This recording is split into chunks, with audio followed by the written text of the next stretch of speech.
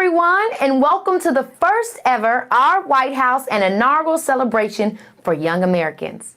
I'm Keke Palmer, and I am so excited to hang out with all of you as we celebrate the inauguration of President Joe Biden and Vice President Kamala Harris. Thank you so much for choosing to spend your day with me. Over the next few hours, we'll have parades, speeches, and plenty of special guests who will join me to talk about what this day means for our country. You'll not only see the new president and vice president, you'll also see their families, former presidents and vice presidents, senators and representatives, Supreme Court justices, and other leaders from all across America. And it all revolves around one big moment: the new president and vice president taking their oaths of office. What's the oath of office? It's a promise that we'll learn more about later on. But for now, all you need to know is that President Biden and Vice President Harris will promise to uphold our Constitution and commit to faithfully executing their responsibilities. In other words, they may be the new leaders of our country, but they promise to work for us. That's something every American can be proud of. We're a big, diverse country full of people from different backgrounds and with different ideas, but we're always at our best when we can come together. Remember America's motto, e pluribus unum. That's Latin for out of many, one. And it's why the theme of this year's inauguration is America United. Today, you'll hear from people who are determined to help bring us together so that together we can make life better for everybody. Today is a celebration of democracy and a reminder that in America, we the people get to pick our leaders together. But when the ceremony ends, it's really just the beginning. Now, I'm not going to give you any spoilers from President-elect Biden's speech, but as you'll hear later today, we've got lots of work to do as a country. We've got to take on a pandemic, climate change, and racial inequality. We've got to build a country where good jobs and opportunities are available to everyone. Those are big challenges, and today is a reminder that we can overcome those challenges if we work together. This is the 59th inauguration in American history. This one will look a little different because it's important to keep everyone safe during the pandemic. But it's still going to be filled with traditions, some of which go all the way back to the founding of our country.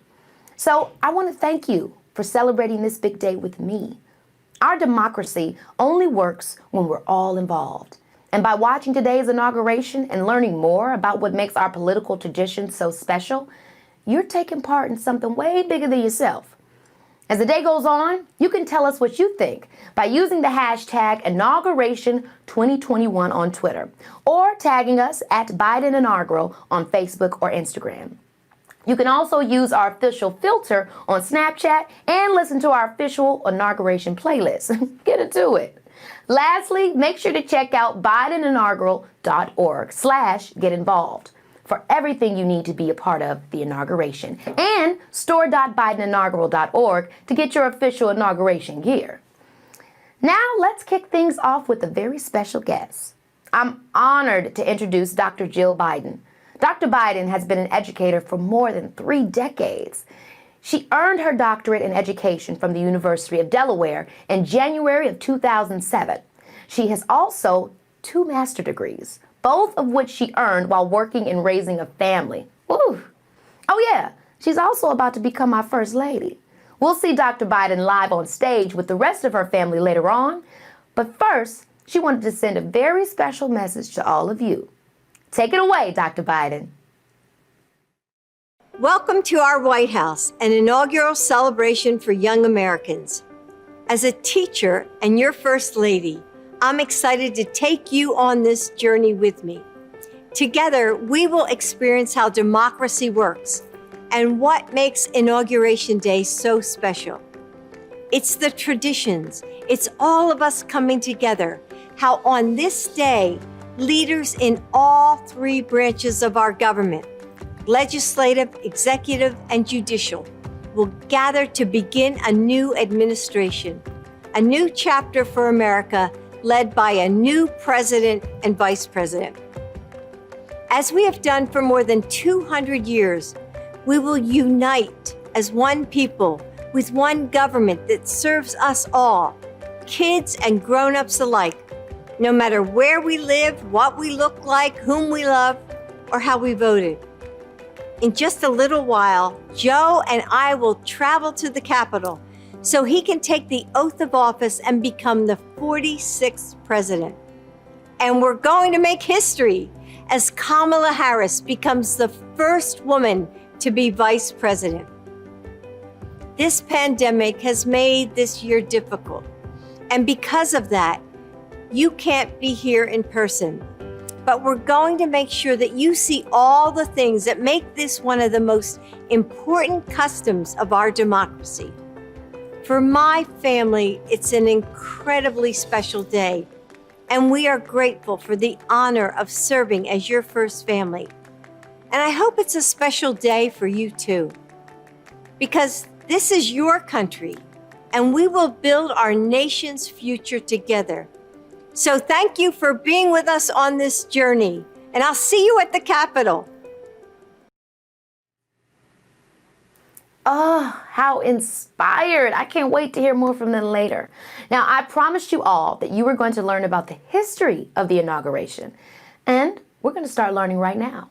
To help us, please welcome Doris Kearns Goodwin, a world-renowned presidential historian and New York Times #1 best-selling author. Thank you for being here, Doris. Oh, Keke, I'm so glad to be with you on this historic day. You know, having studied the presidents, indeed, presidents who are dead most of my life, waking up with them in the morning, thinking about them when I go to bed at night, it's really so great to be able to talk about these historic moments at this time. You know, just as we learn from our parents and grandparents, we can learn from our past presidents, from their triumphs and their mistakes. And Inaugural Day is that day of renewal, a beginning, a new direction. I love being here. I've been at some myself and be honored, but I've also lived through some, as I've lived through Lincoln and Teddy and Franklin Roosevelt. So here I am with you, and I'm so glad. Me too, because I have a lot of questions for you. Now, Doris, what can you tell us about how this inauguration differs from previous inaugurations? Well, you know, all the inaugurations have changed over time. I mean, interestingly, the first 5 presidents did not wear pants. Now, what I mean by that is they wore breeches, so their pants only went down to their knees, and then they had stockings underneath. And then all the earlier presidents wore hats. I mean, there's a great story when Abraham Lincoln was about to go to give his inaugural address. He had his big stovepipe hat, and he didn't know what to do with it. And it turned out that his rival, Stephen Douglas, who had run against him during the presidential election, was sitting right there. He said, "Permit me, Mr. President, I will take your hat." So that happened. And then obviously we've seen parades over time, huge parades.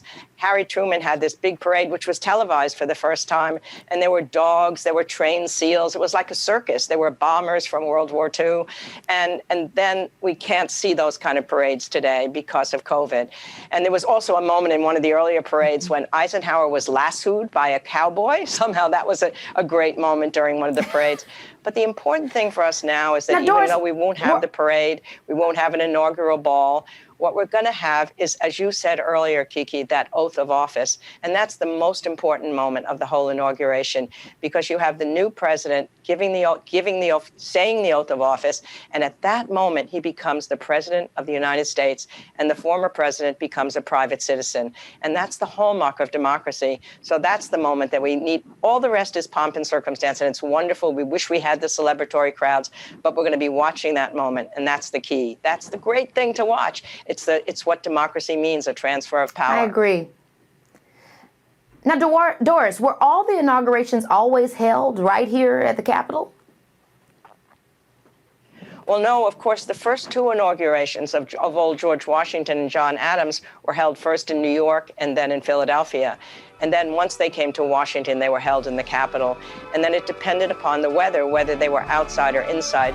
Almost all of them have been able to be outside, even in tough weather, but sometimes they had to go inside the Capitol. And then one time during World War II, it was held in the White House during the feeling of time that FDR didn't think it was the right time to have an outside celebratory ceremony. So it's been a little changed, but mostly now, especially in the last year since Reagan, in the West Capitol. So you can see them all and see all those senses of Washington. More people can watch it than it used to be when it was on the East Capitol. Wow. Okay, we're going to keep Doris hanging out with us, but right now I'd like to bring in my friends, the Onyx family. Now, the Onyx family produces family-friendly comedic videos that are guaranteed to put a smile on your face. Take it away, Onyx family. Hi, Keke. Thanks so much for having us. We are so excited to learn more about the inauguration traditions. And we had a couple questions we were hoping you or one of your historian friends could answer. I was wondering what inaugurations looked like 100 years ago. Like, what did George Washington inauguration look like? And I want to know what your favorite inauguration tradition is. Thanks, Keke. We're looking forward to seeing what the rest of today looks like.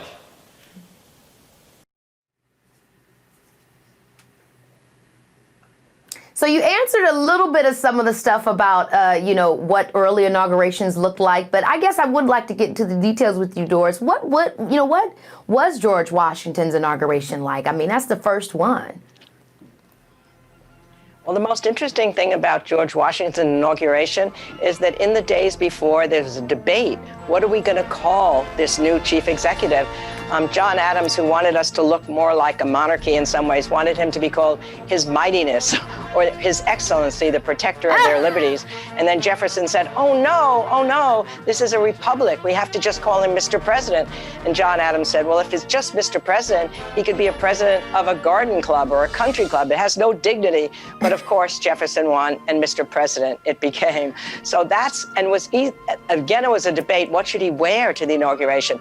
And the people who thought we should look more like a kingship wanted him to wear a golden suit, with white horses in front of him.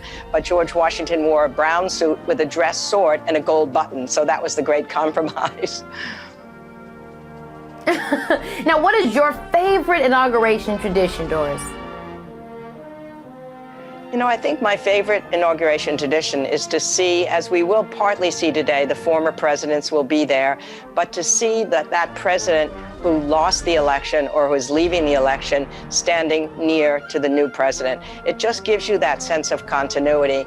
And it's very hard, I think, for a losing president to stay there at the inauguration, to be leaving the White House, to knowing the 4 years are over, to knowing that they couldn't complete their term, that they weren't endorsed, and yet there's a dignity and a class and a grace when they come to that inauguration. We saw President Ford come after he'd lost to Carter, and then Carter turned around and thanked him for his service, and suddenly there was a standing ovation for Ford.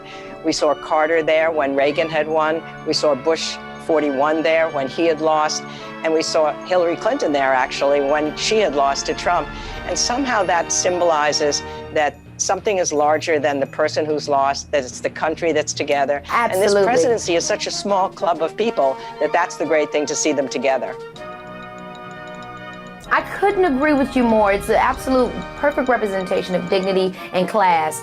It's so cool to hear about the history of the inauguration and how it's changed and stayed somewhat the same since the founding of our country.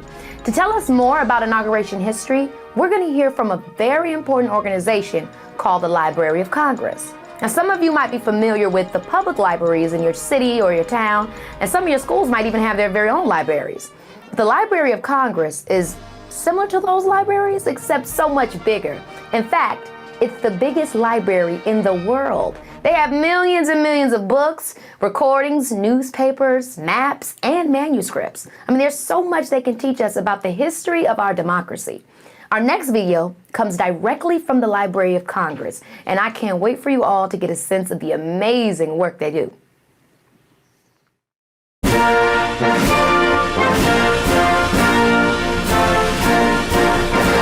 Hi, my name is Michelle Kraull, and I'm the Civil War and Reconstruction Specialist in the Manuscript Division at the Library of Congress. After Abraham Lincoln gave his second inaugural address on March 4, 1865, unlike modern presidents who often have speechwriters who collaborate with the president, he was his own speechwriter. The 4th of March, 1865 started out as a horrific day weather-wise. It was pelting rain and gales and wind, and it was just a really miserable day. Vice President Andrew Johnson took his oath of office inside the Capitol itself. They come out so that Lincoln can give his address and take his oath of office. And when Lincoln came out, the sun broke through the clouds and shone brightly. You might expect the speech would be a victory speech. You might expect policies about Reconstruction or going into the future. But it's a very unusual address in that it really does not address those kind of issues. He looks back very briefly about what the war was about, and he specifies that American slavery was, everybody understood that American slavery was somehow the cause. And then he looks to the future. Frederick Douglass, the great abolitionist speaker, was in the crowd that day. When Lincoln asked him what he thought of the speech, he called it a sacred effort. With malice toward none, with charity for all, with firmness in the right as God gives us to see the right, let us strive on to finish the work that we are in, to bind up the nation's wounds, to care for him who shall have borne the battle, and for his widow and his orphan, to do all which may achieve and cherish a just and lasting peace among ourselves and with all nations.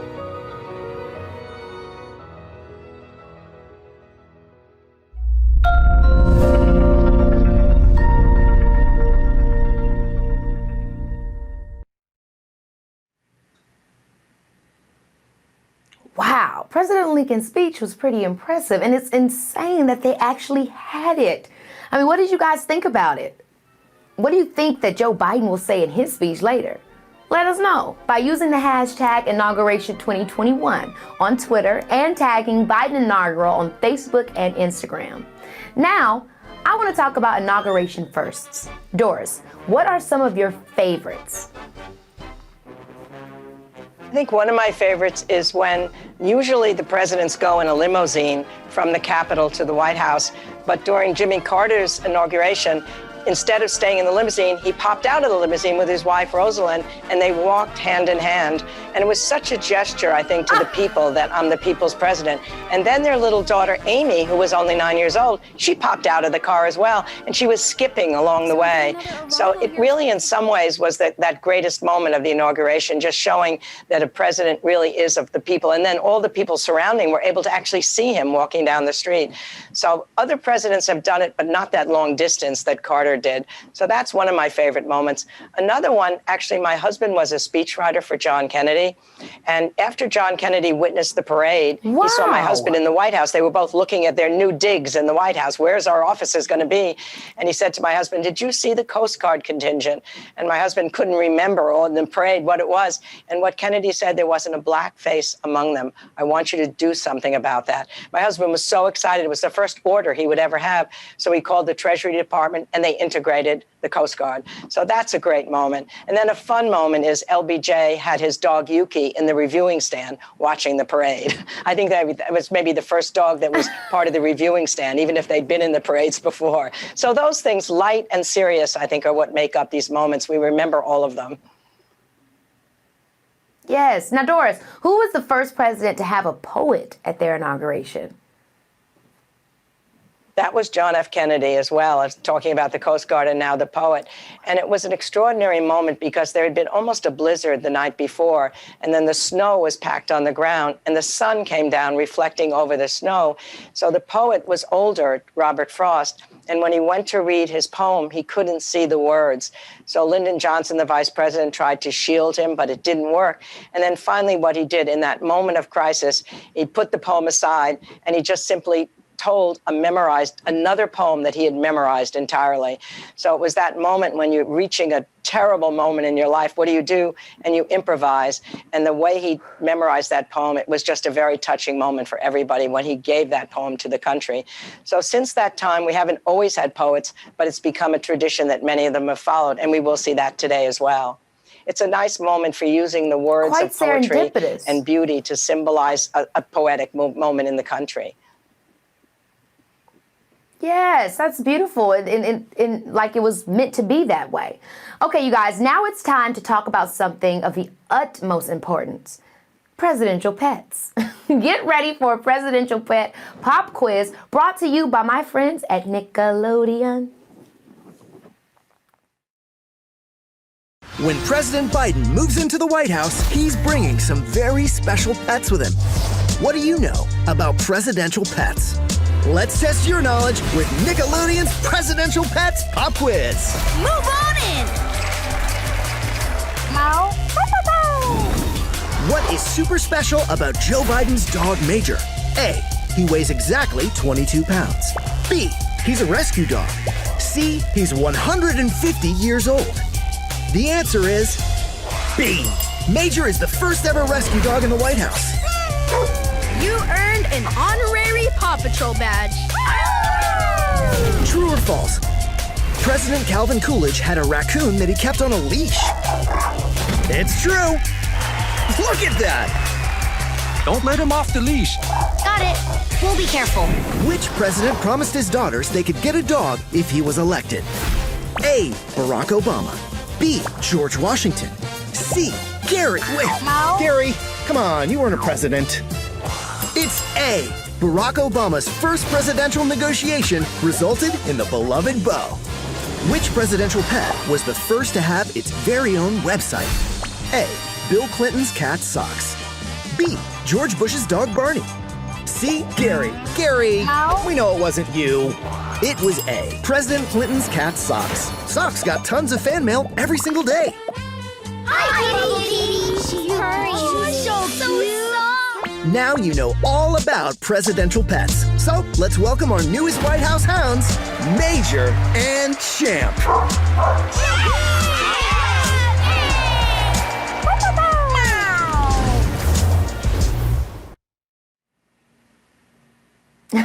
I love that. Doris, do you have a favorite presidential pet? I think my favorite one would be Fala, who was FDR's dog. I mean, FDR's dog, Fala, was part of the White House. He would accompany FDR on his press conferences. There's a moment when he bit some, didn't mean to, but gently did. There are other moments when he's eating so much because all the guests that are coming there are feeding him that FDR had to send a memo out, no more food to Fala. Fala will get too fat.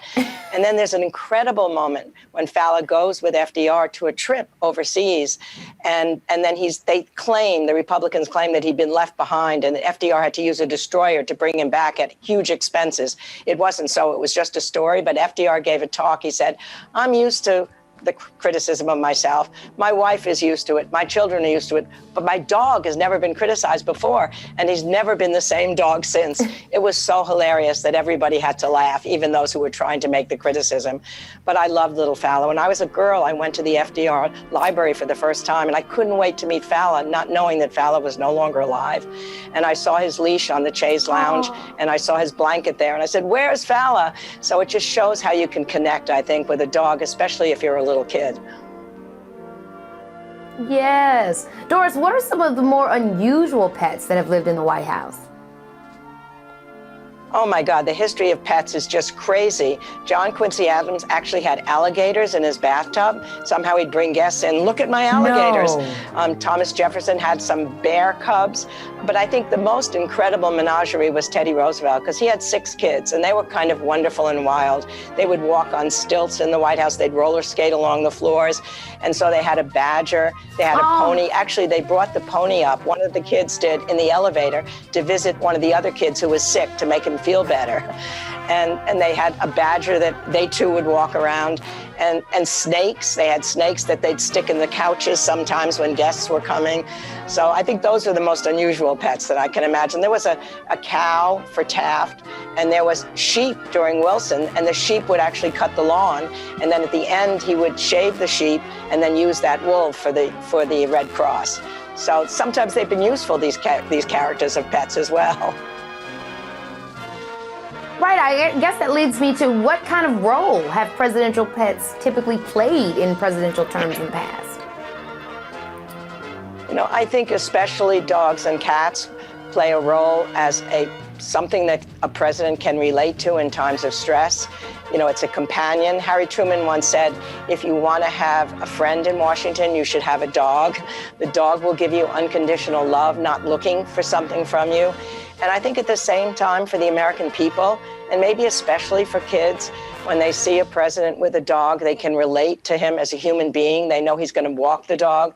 He's going to love that dog. He's going to get affection from the dog. So there's a real sense, I think, of connection when you know that a president has a pet.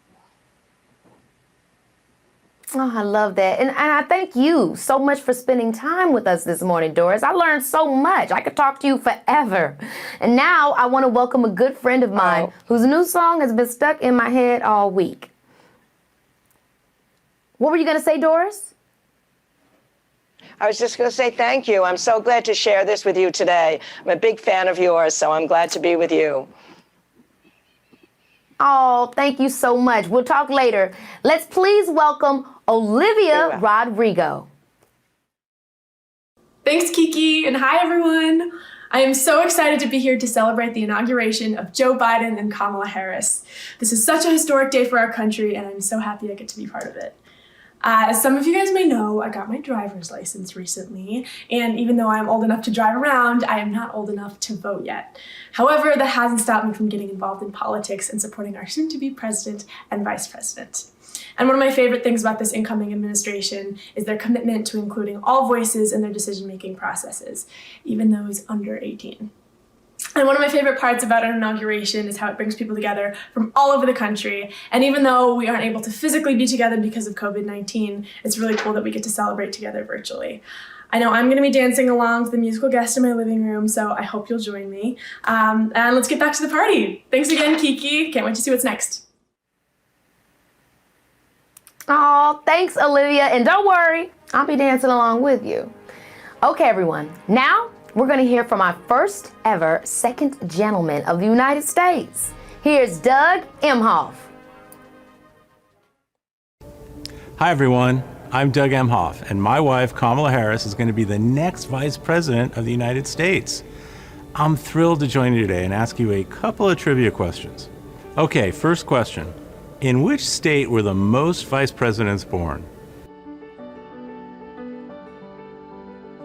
The answer is my birth state of New York. 8 vice presidents were born there. George Clinton, Daniel Tompkins, Martin Van Buren, Millard Fillmore, William Wheeler, Schuyler Colfax, James Sherman, and Theodore Roosevelt. All right, next question. How many second gentlemen have there been throughout history?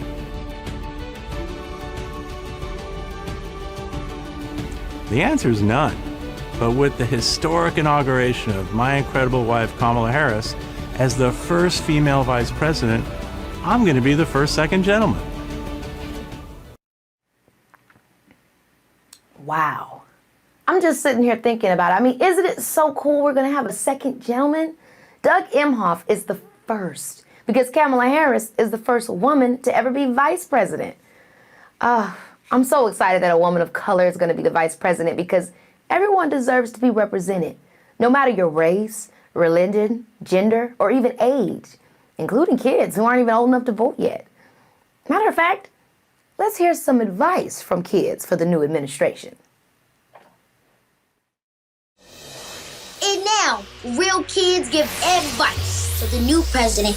Listening to kids could be a really big eye-opener because sometimes we see things that the adults might not. We have great ideas. We may be small, but we're pretty mighty. My advice for the president is to make sure everybody has a home to live in and food to eat. And health insurance. Everybody needs to be healthy. Create more jobs to help end homelessness. My advice to the president is to paint the White House pink, my favorite color. Encourage more young girls to be interested in math and science. Work hard, but play pretty hard too. Always listen to his wife, First Lady Dr. Jill Biden. My advice to the president is to protect the environment. The pollution is like everywhere, and especially those big factories. And do his research on how to solve climate change and help save endangered species. And provide more money to the animal shelter so they can take care of all the animals they get. My advice for President Biden is Goodwin the cat for the White House. Meow. Definitely snuggle his dog when he's stressed. It works. My advice to you, President Biden, about unity is equal treatment for all, no matter your race, ethnicity, religion, anything. I want him to be nice and respectful. Listen and to see everybody's point of view and to make sure everybody gets treated equally and to make America a better place. Really listening to others and considering other people's ideas. Because we can learn if we listen to people who are different from us. We are stronger together. And as a unified country, not only will we be able to better accept each other, but we'll be able to better embrace each other's differences. Hi, Mr. Biden. Congratulations. Congrats! Congratulations, Mr. President. That was amazing. I recognize some of those faces, and thank you guys for all those words. Now, here to give us some more inaugural and presidential history is historian David Kennedy. David Kennedy is an American historian specializing in American history and is an award-winning author. Great to have you here, David. Great to be with you, Keke. Yes. I mean, things are starting to get really... Go ahead, David. No, I was just going to ask you, aren't we about to see the House of Representatives enter the Capitol? I know. I mean, this is very exciting. The House of Representatives are arriving. And I mean, it's just crazy. As people start to arrive for the ceremony, we want to know, what are you most excited to see? Well, I want to say, first of all, I love that kid who recommended painting the White House pink. I have 3 granddaughters who would absolutely agree with that. But I'm excited to see this whole ceremony unfold, but especially the House of Representatives. I'm looking particularly to see the Speaker of the House, Nancy Pelosi, arrive, and my own Congresswoman, Anna Eshoo from California's 18th District, 2 very distinguished ladies. There are 435 members of the House, and that number has been capped at 435 ever since 1912. Up until 1912, the delegations or the size of the House grew every time a new state was admitted to the Union. Around 100 years ago, they decided they couldn't keep doing that forever. The House would get too big. So they capped the number at 435, and that's the number we've had ever since. Wow. Make sure you guys at home let us know on Twitter using the hashtag Inauguration 2021 or tagging us on Facebook or Instagram at Biden Inaugural. In the meantime, let's see another trivia question. Who was the only president to be inaugurated 4 times? The answer is Franklin Roosevelt in 1933, 1937, 1941, and 1945. So, David, do you know why President Roosevelt got to be inaugurated 4 times? Well, let me think. It must be because he was elected 4 times.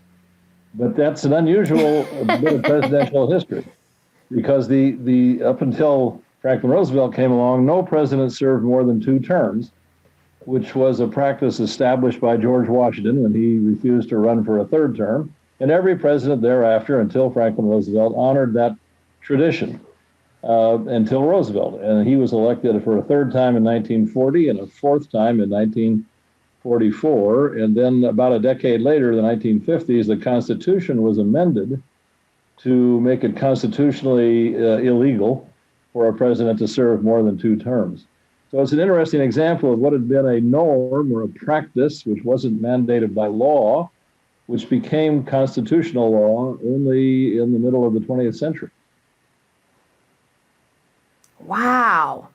Okay, so now we can see that the Senate leadership arrived. Okay, both Joe Biden and Kamala Harris have been to inauguration before as senators. So that's interesting. David, how long were Joe Biden and Kamala Harris senators, and from what states? Well, Kamala Harris was the senator from my state of California. She was elected to the Senate in 2016, so she did not even serve out a full term in her first term as senator before becoming now the vice president-elect and moments from now the vice president. Joe Biden, on the other hand, is one of the longest-serving senators. He was elected for the first time in 1972 when he was a very young man, barely 30 years old. Served 6 terms in the Senate and then 8 years as vice president. That is just so incredible, especially when you hear about that. I love when we speak about that age, because I think a lot of times people think in order to be in politics or to have a political role, you have to be so much older. And I do believe, obviously, there's some maturity that's necessary there. But you can be, like you said, as young as 30, to be involved in this way. So I have to ask, what role does the vice president have in the Senate? Well, in the Senate, the vice president has a rather critical role. The vice president presides over the Senate, and in case of a tie in a vote on the floor of the Senate, the vice president has the constitutional right to break the tie with a vote. So in the Senate that's coming up, which is divided exactly 50 Republicans and 50 Democrats, the vice president, who is a Democrat, will have the tie-breaking vote. So that's why the Democrats will have the majority in the Senate, but only just barely, just because of the person of Kamala Harris sitting up there in that tie-breaking vice presidential chair. Wow. Okay, now we have a very special group of people arriving, the former vice presidents of the United States. And as some of you may know, President-elect Biden was the vice president for 8 years, but he's kind of busy right now, so we won't see him till a little later on. But David, do you have a favorite? I don't know if it's fair to ask you, but do you have a favorite former vice president in history? Well, interestingly, there have been more vice presidents than presidents, because some presidents have had more than one vice president. Franklin Roosevelt, for example, had 3 different ones over the course of his 4 terms. But if I have a favorite vice president, it's kind of hard to choose because there have been some quite distinguished ones, but I'd probably say Harry Truman, who was Franklin Roosevelt's last vice president. And when Roosevelt died in April of 1945, just as World War II was coming to an end, Harry Truman became the president and served the rest of Roosevelt's term, and then was elected in his own right in 1948. And when he was about to be sworn in as president after Roosevelt's death, he said something to the effect that all the moon and the stars and all the planets have just fallen upon me, because he was inheriting a world still at war, with all the problems of the post-war settlements and recovery to be addressed going forward. And it was a very dramatic moment for the country and the world, but Truman rose to the occasion and became, I think, a very effective president. Wow. Now, you mentioned earlier, that there have been more vice presidents, and that's just because people get new ones during their terms. Presidents can decide within a moment to say, hey, I want a new vice president, or how does that work? Well, only recently, only after Richard Nixon found himself without a vice president in the 1970s, after Spiro Agnew, his vice president, had to resign for reasons of scandal. Only then did it become constitutionally permissible for a vice president to be appointed mid-term, you might say. So in the 19th century, in the early century and a half or so, almost 2 centuries of the Republic's existence, if a vice president became president, there was no provision for that vice president who now had become president to appoint or have appointed another vice president. So that's why there are so many times in American history when there was no vice president. The office was just vacant until the next electoral cycle. Wow. Okay, so David, can you explain to me what we're seeing right now? I'm seeing the band, and then we're going outside, and we're going back in with the band. How do we follow this right now? Well, I think, if I'm not mistaken, the first Marine band to play at a presidential inaugural, I think, was Andrew Jackson's inauguration in 1829. That's from memory, so I'm not absolutely sure of that. But the inauguration, for for a century and a half or more, almost 2 centuries, the inaugurations took place, when they took place in Washington, D.C. at all. The first 3 took place in New York and Philadelphia. But the beginning in 1829, inaugurations took place on the east side of the Capitol building. And that was true down until 1981. Ronald Reagan was inaugurated. His ceremony took place on the west side of the Capitol, looking west. Reagan was a man of the West, came from California, had been governor of California. When he was told that the inauguration would take place on the east side of the Capitol, he said, no, I want it to take place on the west side of the Capitol. When I take that oath of office, I want to be looking west. The west is where I come from. The west is the future. And that's where I want to be. So ever since 1981, including today, inaugural ceremonies have taken place on the west side of the Capitol. Wow. I mean, this is just so incredible. So the Senate is coming now. That's what's happening. So the Senate, of course, is the so-called upper chamber, or second chamber of our legislature. It has 2 senators from every state, so that's 100 senators, of course, and that body has grown over the years. From the original 13 colonies became the first 13 states. There were just 26 senators, and it's grown ever since. And if new states are ever brought into the Union, who knows if that'll happen, there will be more senators sitting in the Senate. But here's another interesting fact about that. The Constitution says every state gets 2 senators. That's the case. That's been the case from the beginning. But by the middle point of this century, or even about 20 years from now, in 2040, most Americans will live, a majority of Americans will live in just 8 states. And at that point, though every state still will have 2 senators, so there will be about 30% of the American people will control about 70% of the Senate because of their state representation, thanks to the Constitution. Yeah, it's so interesting. It's like, as I've grown, I've realized more things about the country. We really are the United States, but each state kind of, has the ability to have their own, make their own choices. That's where the democracy really comes into play, is that each state can decide, like you're saying, the mayor, the Senate, and, really create this thing. And I understand that you've met all the former presidents who'll be here today, David. That's crazy. What was that like? Well, I've never met Jimmy Carter, but he's not going to be there, I guess. I have met in person Bill Clinton and George W. Bush and Barack Obama, all very interesting occasions. And this is only the 3rd time in American history when the outgoing president has declined to attend the inaugural of the incoming president. Both John Adams and John Quincy Adams declined to attend the inaugurals of Thomas Jefferson and Andrew Jackson, respectively.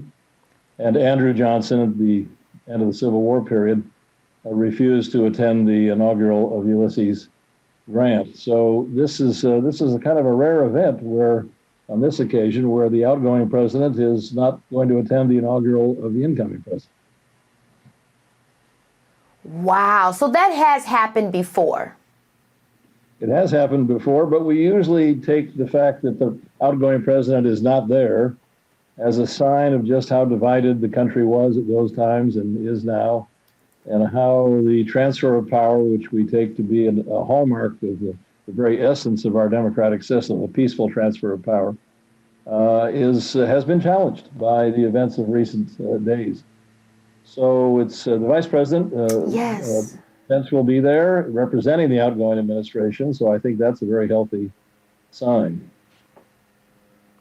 Yeah. Yeah, I hate that we won't get to see that, like you said, that very special tradition, but hopefully, with today and all the things we're talking about, we can still remind one another of all the beautiful things that our democracy has brought, and all the presidents that have, pridefully handed that baton over and continued, this beautiful tradition. I'm very excited to hear all the speeches today and just to, get into all of this, because I think that's what we need as a country, to be reminded of how, we all truly do want the best. So I got to ask you, what's your favorite tradition of the inauguration? My favorite tradition about inaugurations? Well, I'd have to say the inaugural address, although some have been much more memorable than others. Some are actually, George Washington's first inaugural address was only about 130 words. It was one of the shortest on record. But there have been some quite memorable ones. I think Thomas Jefferson's first inaugural in 1801, where he said, "We are all Republicans, we are all Federalists," meaning referring to the 2 political parties of that day, meaning we are all Americans. At the end of the day, whatever our political differences, we are one people and one country. Very memorable address. Lincoln's second inaugural, of course, at the end of the Civil War, was also a very moving address and a wonderful piece of literature. It's inscribed on the wall of the Lincoln Memorial in Washington, D.C., and it's worth, if you're visiting there, it's worth pausing and reading that address. It's a wonderful statement about reconciliation and about the fact that slavery was unmistakably the cause of the Civil War. Franklin Roosevelt's first address, Absolutely. in the Depression, 1933. John F. Kennedy's very wonderful presidential inaugural address, the first one I ever heard live as a young person in 1961, is also quite memorable. So we're hoping for something memorable today. Right. Yes. So, I mean, aside from the inaugural address, is there another favorite moment that you're waiting on to see today?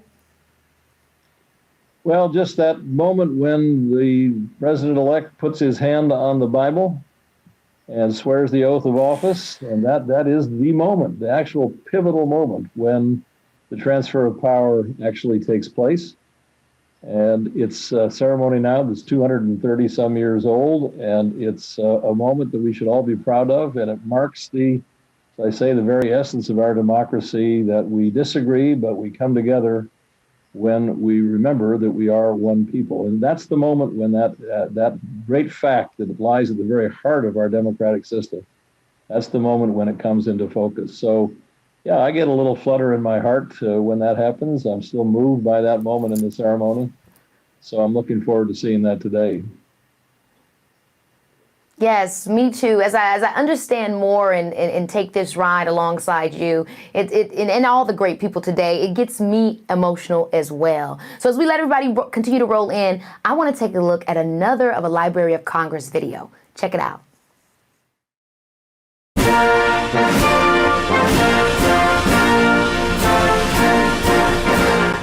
At the Library of Congress, we are proud to solemnly swear to preserve and protect so many of the documents that bind our nation together. One of these is this, a 1789 copy of the Constitution. It's signed by George Washington, the first president to take that oath on April 30th, 1789. It's in Article 2, Section 1. And it specifies the precise language. As our founders wrote, before he enter on the execution of his office, he shall take the following oath or affirmation. I do solemnly swear or affirm that I will faithfully execute the office of President of the United States and will, to the best of my ability, preserve, protect, and defend the Constitution of the United States. And now, 232 years later, as President-elect Joe Biden prepares to take this oath and become the nation's 46th president, we invite you to explore our nation's history at your National Library, the Library of Congress.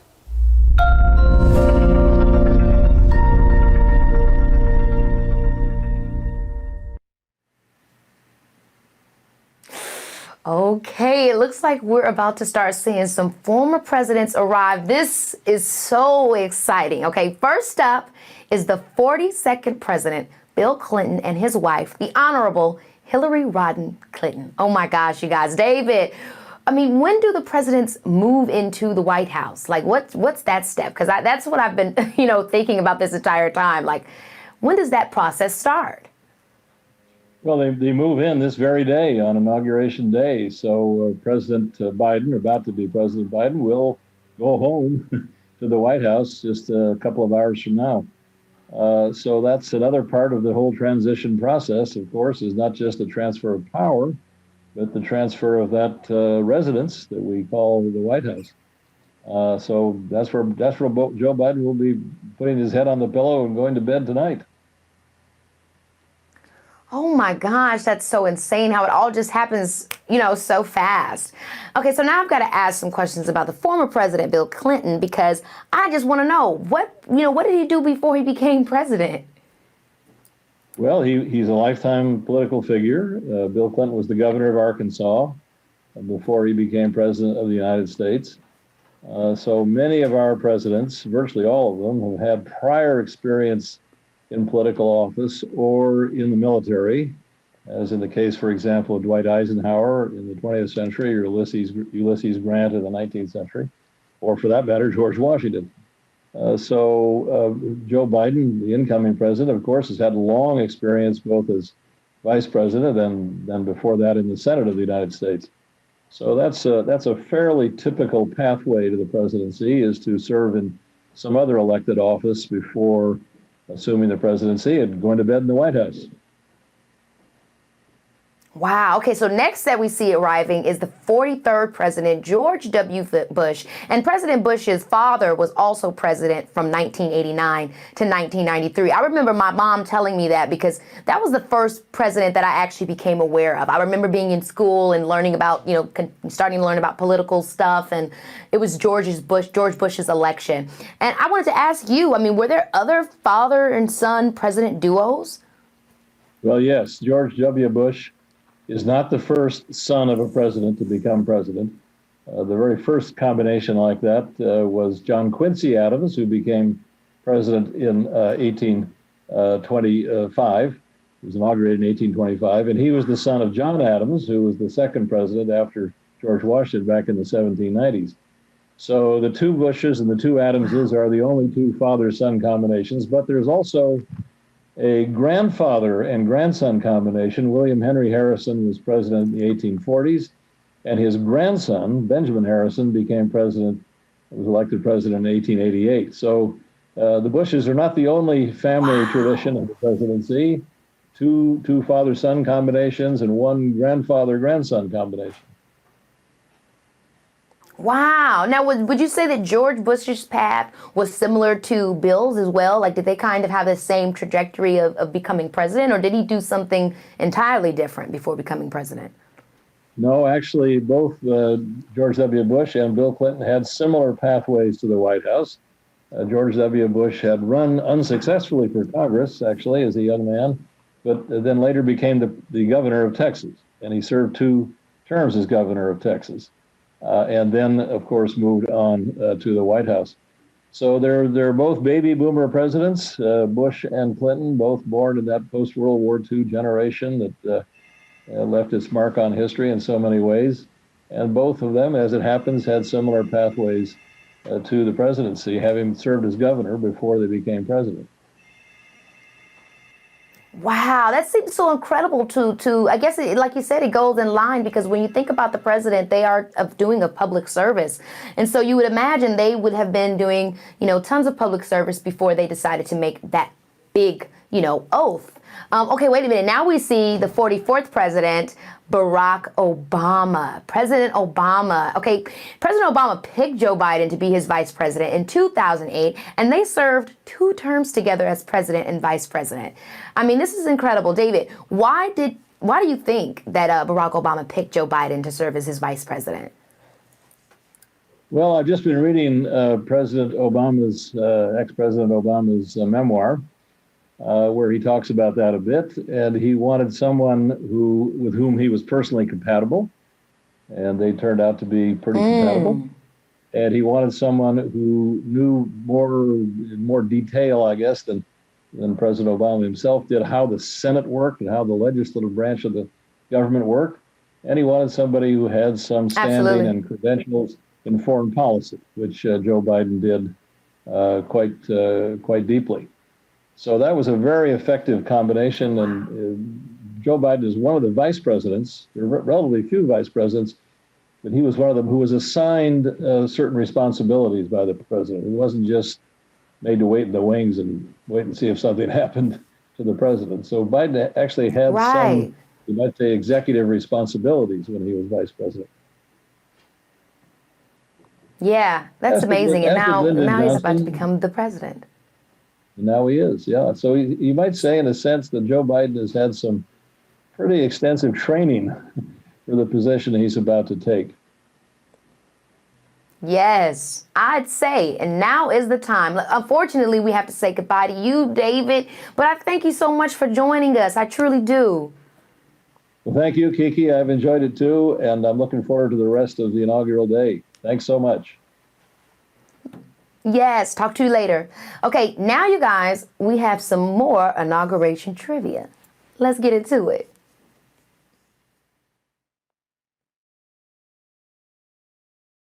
Which president delivered his inaugural address with his 13-year-old daughter standing beside him part of the time?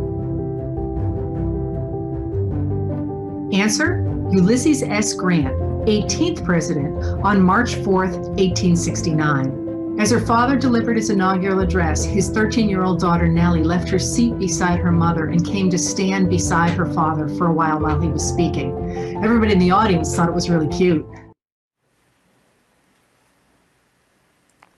Up next to arrive is Chief Justice John Roberts.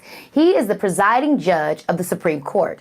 And guess what, guys? We have another awesome historian joining us. Please welcome Erica Armstrong Dunbar. Erica is an amazing prize-winning author and professor at Rutgers University. Please welcome Erica. Hi, Erica. Hey, Keke. Happy Inauguration Day. Happy Inauguration Day to you, too. Now, Erica, why does the Chief of Justice need to be here? Well, in many ways, it's his job. It's tradition, but it's his job to be here today. In the past, it's really the Supreme Court justice who gives the oath of office, who holds the Bible and extends that oath that has the president-elect become the president. And so it's really his, and maybe one day her, responsibility to usher this new president into the presidency. Yes. Now, I spoke a little earlier about what the oath of office was, but very briefly. So can you take us to exactly what it is and what it means? Sure. Well, the Chief Justice today will ask the President-elect Biden to place his hand on the Bible and really to swear an oath to protect the Constitution, which is basically our body of law, our framework for our nation, and also, though, and I think this is important, to protect the United States. And at that moment, that's when the president makes this promise to put the nation, to put the Constitution in front of everything else. That becomes his priority. And so that is exactly what the Chief Justice Roberts will do today, and it's what he's done in the past. Yes. Now, does the same person swear in both the president and vice president? No, typically we don't see that. Various officials have sworn in the vice president-elect. Today, we have the honor of watching Justice Sotomayor swear in Vice President-elect Kamala Harris. And that in itself is going to be a historic moment. Really, when we think about it. Oh, my gosh. To have the first Latina justice swear in the first African-American vice president-elect, that is a moment that I'm so happy that I'm here to witness. Oh my gosh, I am so excited to see that as well. I was actually getting emotional when we were hearing a little bit from the second gentleman, Mr. Emhoff, because it's an incredible reality. So walk me through what we're kind of seeing right now. Yeah, well, right now we're watching, it looks like the family, the Emhoff, it's Kamala Harris's family about to enter. And this is going to be, this is also a moment where we see blended families arrive really for the first time on stage in the inauguration. And this is an exciting moment. We see her children, we see family members getting ready to come in. Oh, it's so incredible. Erica, what can you tell us about what it's like to be the child of a president or a vice president? Yeah, I think we should ask the former children of presidents that question, because growing up as a child, I thought that would be the best thing in the world to live in the White House, that to have butlers and people taking care of me all of the time. And there's definitely, that aspect. But I think when we hear the stories of those who grew up in the White House, we also know that it's a responsibility, right? It's a burden in some respects. Life as a child, you can't just go to the sleepover with ease or just show up at school like we do now, right? You have a security detail. And this is important for viewers to know, that the children of the president must be protected the same way that we protect the president and the vice president. And so that becomes a part of their obligation.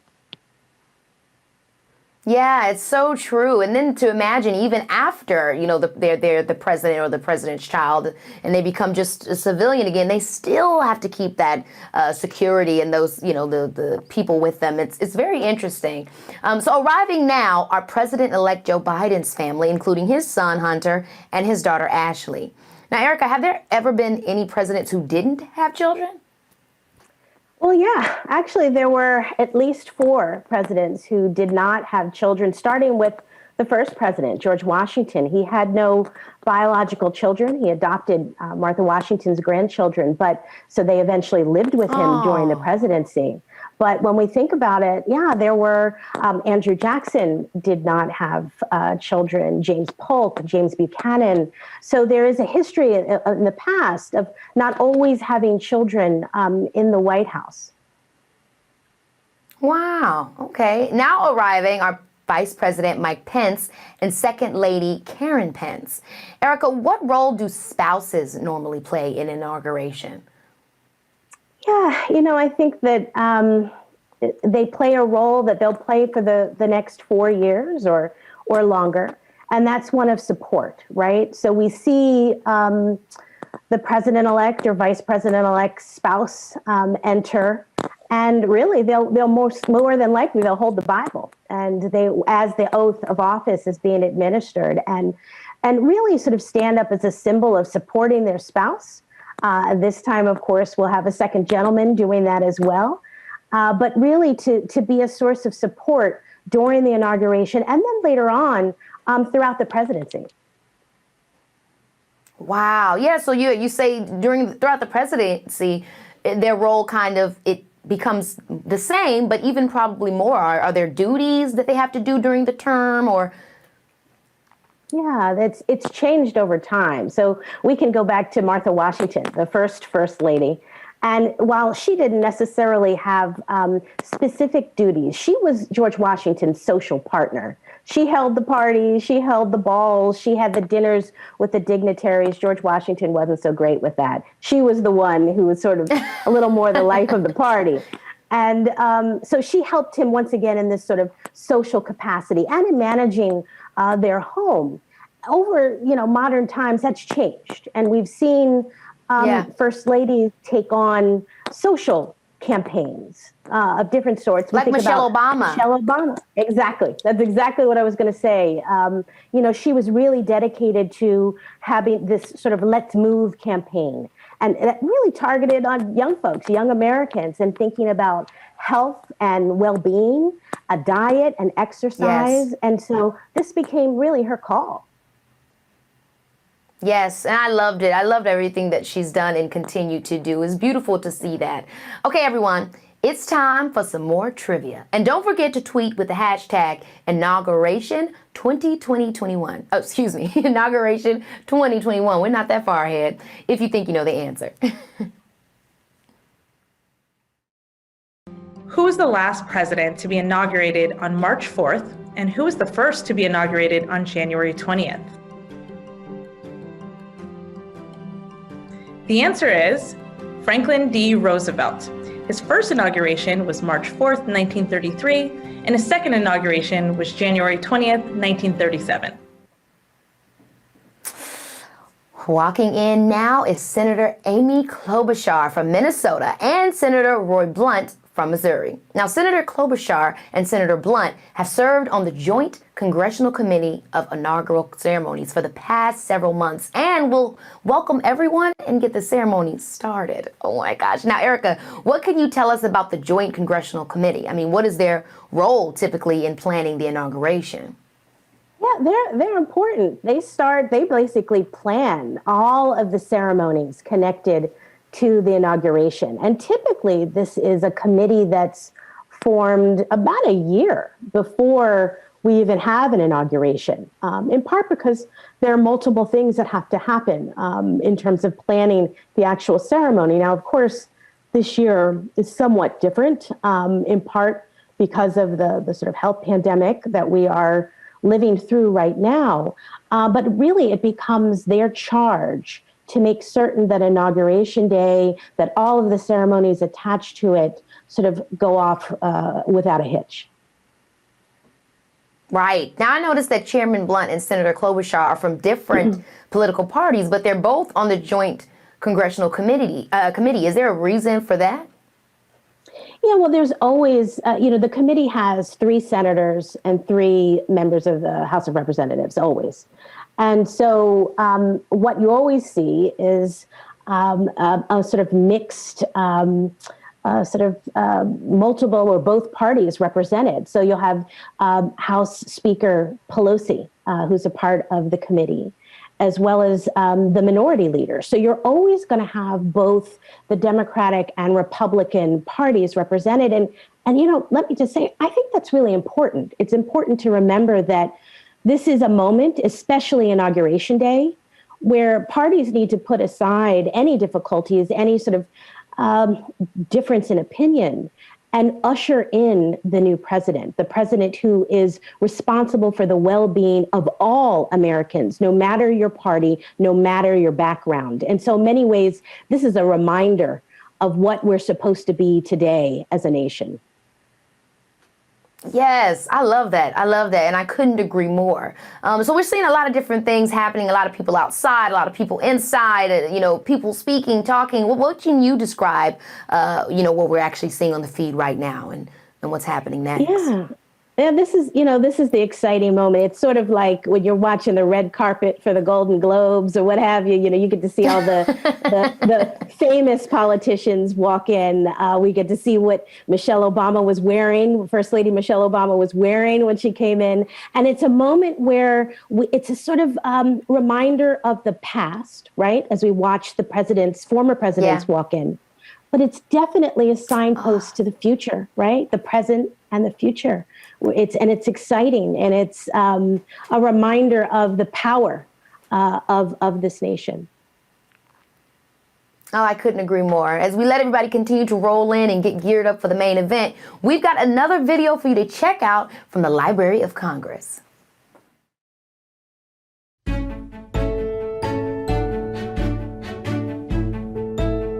During the Roaring 20s, President Calvin Coolidge and his family were gifted a lot of animals. Rebecca was a raccoon. Rebecca received a very special gift: a red bow, a special collar with her name, Rebecca, and her title, Raccoon of the White House, as well as a leash. Hi. My name is Meg McAleer, and I am a historical specialist in the manuscript division of the Library of Congress. Rebecca was something of an escape artist, and newspapers in Washington loved to report on her crimes. Rebecca in disgrace blared one of the newspaper headings, one of the many times she escaped from the White House. One of the most exciting escape episodes took place in 1927 when the family went on vacation to South Dakota in the Black Hills. Rebecca was placed into a stable, and at some point, someone left the door open. Very quickly, Rebecca made it up a pine tree, where she proceeded to survey the whole area, deciding what to do next. Eventually, she came down, and she was put in timeout. And of course, the nation read about her disgrace once again. The family thought maybe she would be a little bit more comfortable at the zoo, where she continued to entertain her many fans that she had acquired during her White House years.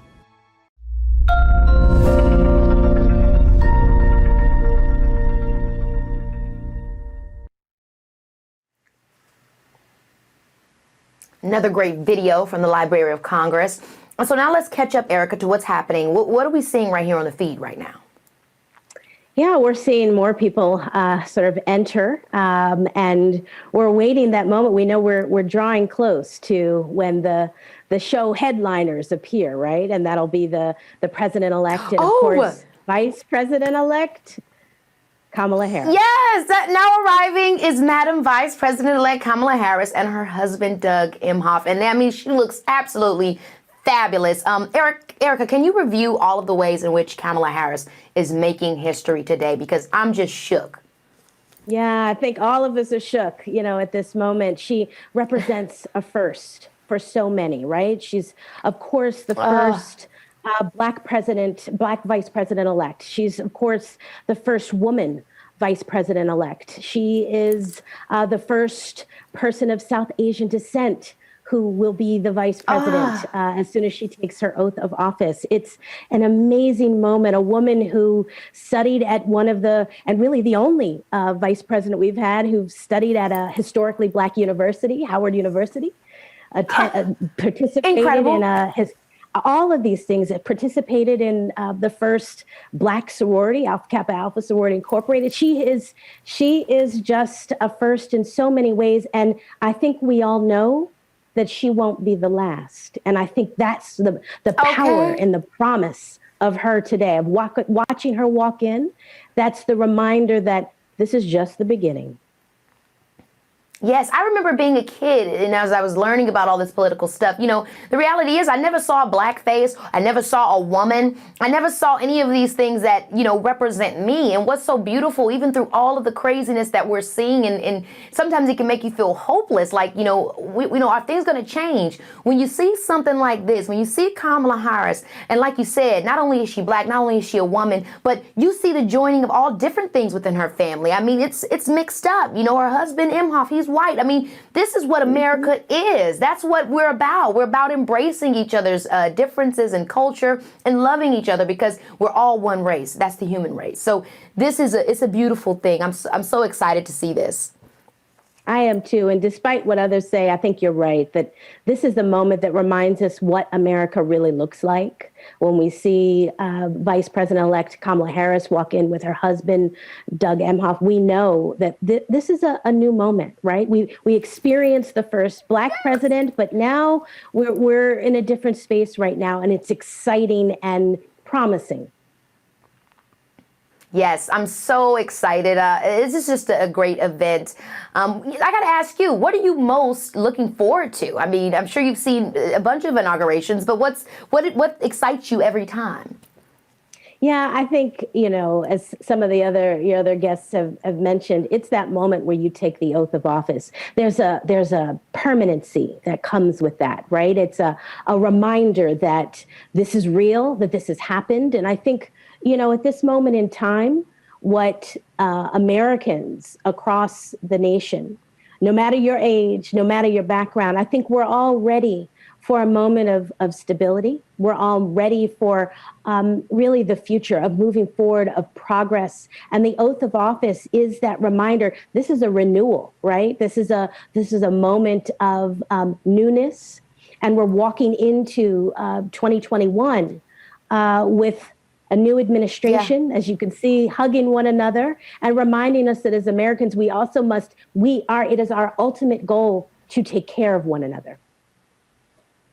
Absolutely. Heavy on the taking care of one another, because that's what I want to see. Now, I'm seeing so much, they're coming in, Kamala's coming in, and, they're all talking. Can you walk me through what it must be like for them, the moments before this? Are they in interviews all morning, or are they preparing their speeches, you think? Or, what leads up to this? Yeah, no, I joked with my husband this morning that I'm sure Vice President-elect Harris, didn't sleep much last night. This is an exciting moment, but no, they begin their day, I think, in the right way, in a moment of reflection. They go to church, both President-elect and Vice President-elect go to church together. Their speeches, their commentary, that's been prepared ahead of time. Today is a moment where I hope as individuals, as humans, they get to sort of sit in this moment, to imagine it. It looks a little different than past inaugurations, but nonetheless, it's still as important, still as dramatic, and still a sort of signal achievement for both President-elect Joe Biden and Vice President-elect Kamala Harris. Right. And I know you mentioned church, but there's always this conversation in politics of, church and state and church and state. So do they all go to the church, when it comes to the inauguration day? Is that how every vice president-elect and president-elect start the beginning of an inauguration day?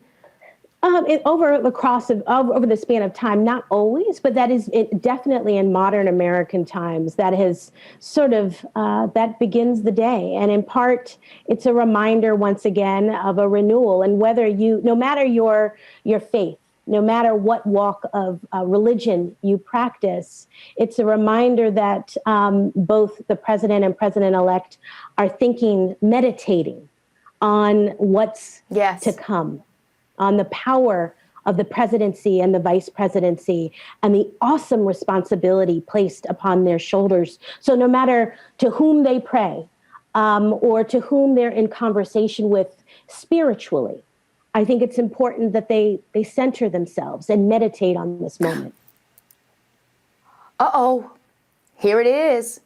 We have Mr. Joe Biden, president-elect, coming in soon. Oh my gosh. President-elect Joe Biden and his wife, Dr. Jill Biden, are getting ready to come out. And I mean, this must be incredible for Mr. Biden, because he's been doing political work, public service work for so many years. I mean, Erica, how many inaugurations have the Bidens attended before? Yeah, they've been to a couple, right? We know, of course, when Joe Biden was elected as vice president for 2 terms, he also attended the inauguration, the most recent inauguration. But as you said, he was a senator for over 30 years, right? And so there are multiple times where I'm certain he was in attendance at the inauguration. But of course, we know this is the first time after a long journey as a public servant from Delaware that he's he's coming in as president-elect of the United States. Oh my gosh, I can't be I never met, I actually did meet Joe. I did meet President-elect Biden before, and we had a conversation. So I'm very excited for this to happen to him, because he's dedicated his life to this. And we saw the work that he did with, President Barack Obama as vice president. So this is a great moment for many reasons. Are there any differences, would you say, to the ceremony we're about to see than normal inaugurations because of the coronavirus? I don't know that the ceremony itself. I think the most important things, the oath of office, as well as sort of the invocation. We'll have a poem read. We'll have musical selections. I'm not certain it'll be all that different. I think the biggest difference, of course, will be what happens typically after the inauguration in terms of the celebration. And while it will be different, nonetheless, it'll be as important and powerful. Wow. And so this would probably be, I'm just thinking, the Bidens have attended how many inaugurations before? Oh, well, we know that they've attended at least 3 as a couple together, 2 while he was vice president, and then 1, of course, last inauguration. But we know that senators often attend. If we look in the audience today, we'll probably see a number of senators. So it's probable that Joe Biden has attended. This is not his first time at an inauguration. In many ways, that gives me comfort. It's a reminder of the familiarity with the office, the familiarity of the power of the office, and the importance of this specific day, but also of the 4 years to come. Absolutely. Absolutely. Oh my gosh. Erica, I thank you so much. I thank you so much for being here with us today and hanging out with us and taking us on this road of this amazing inauguration day. Oh, it's my honor and pleasure. Happy Inauguration Day, Keke. Thank you so much. Thank you. Okay, everyone. It's time for the main ceremony to begin. Make sure to tweet using the hashtag Inauguration2021 and let us know what you think as the day continues. A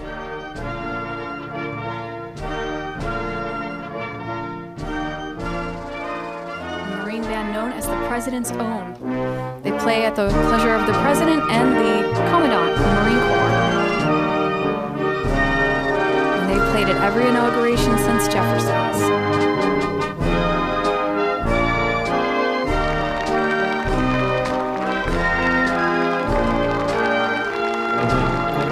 presidents approaching their seats on the platform here. Greeting former VP Dan Quayle.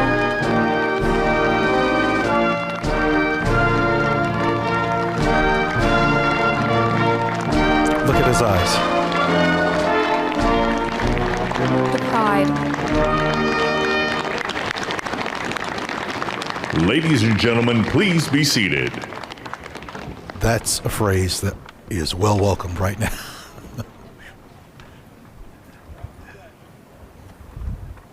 Let's enjoy the ceremony.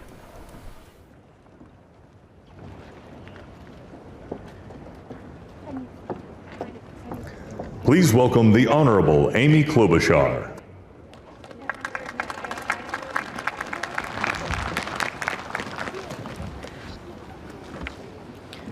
Vice President Pence, Mr. President-elect, Madam Vice President-elect, members of Congress and the judicial branch, former presidents and first ladies, vice presidents, leaders from abroad, and a whole bunch of Bidens. America, welcome to the 59th presidential inauguration, where in just a few moments, Joe Biden and Kamala Harris will take their solemn oaths. This ceremony is the culmination of 244 years of a democracy. It is the moment when leaders brought to this stage by the will of the people promise to be faithful to our Constitution, to cherish it and defend it. It is the moment when they become, as we all should be, guardians of our country. Have we become too jaded, too accustomed to the ritual of the passing of the torch of democracy to truly appreciate what a blessing and a privilege it is to witness this moment? I think not. 2 weeks ago, when an angry, violent mob staged an insurrection and desecrated this temple of our democracy, it awakened us to our responsibilities as Americans. This is the day when our democracy picks itself up, brushes off the dust, and does what America always does: goes forward as a nation under God, indivisible, with liberty and justice for all. This conveyance of a sacred trust between our leaders and our people takes place in front of this shining Capitol dome for a reason. When Abraham Lincoln gave his first inaugural address in front of this Capitol, the dome was only partially constructed, braced by ropes of steel. He promised he would finish it. He was criticized for spending funds on it during the Civil War. To those critics, he replied, "If the people see the Capitol going on, it is a sign we intend the Union shall go on." And it did, and it will. Generations of Americans gave their lives to preserve our republic in this place. Great legislation to protect civil rights and economic security and lead the world was debated and crafted under this dome. Now it falls on all of us, not just the two leaders we are inaugurating today, to take up the torch of our democracy, not as a weapon of political arson, but as an instrument for good. We pledge today never to take our democracy for granted as we celebrate its remarkable strength. We celebrate its resilience, its grit. We celebrate the ordinary people doing extraordinary things for our nation, the doctors and nurses on the front line of this pandemic, the officers in the Capitol, a new generation never giving up hope for justice. We celebrate a new president, Joe Biden, who vows to restore the soul of America and cross the river of our divides to a higher plane. And we celebrate our first African American, first Asian American, and first woman vice president, Kamala Harris, who stands on the shoulders of so many on this platform who have forged the way to this day. When she takes the oath of office, little girls and boys across the world will know that anything and everything is possible. And in the end, that is America. our democracy, a country of so much good. And today, on these Capitol steps and before this glorious field of flags, we rededicate ourselves to its cause. Thank you. It is now my honor to introduce to you the senator who has worked with me and so many others to make this ceremony possible, my friend and the chair of the inaugural committee, Missouri Senator Roy Blunt.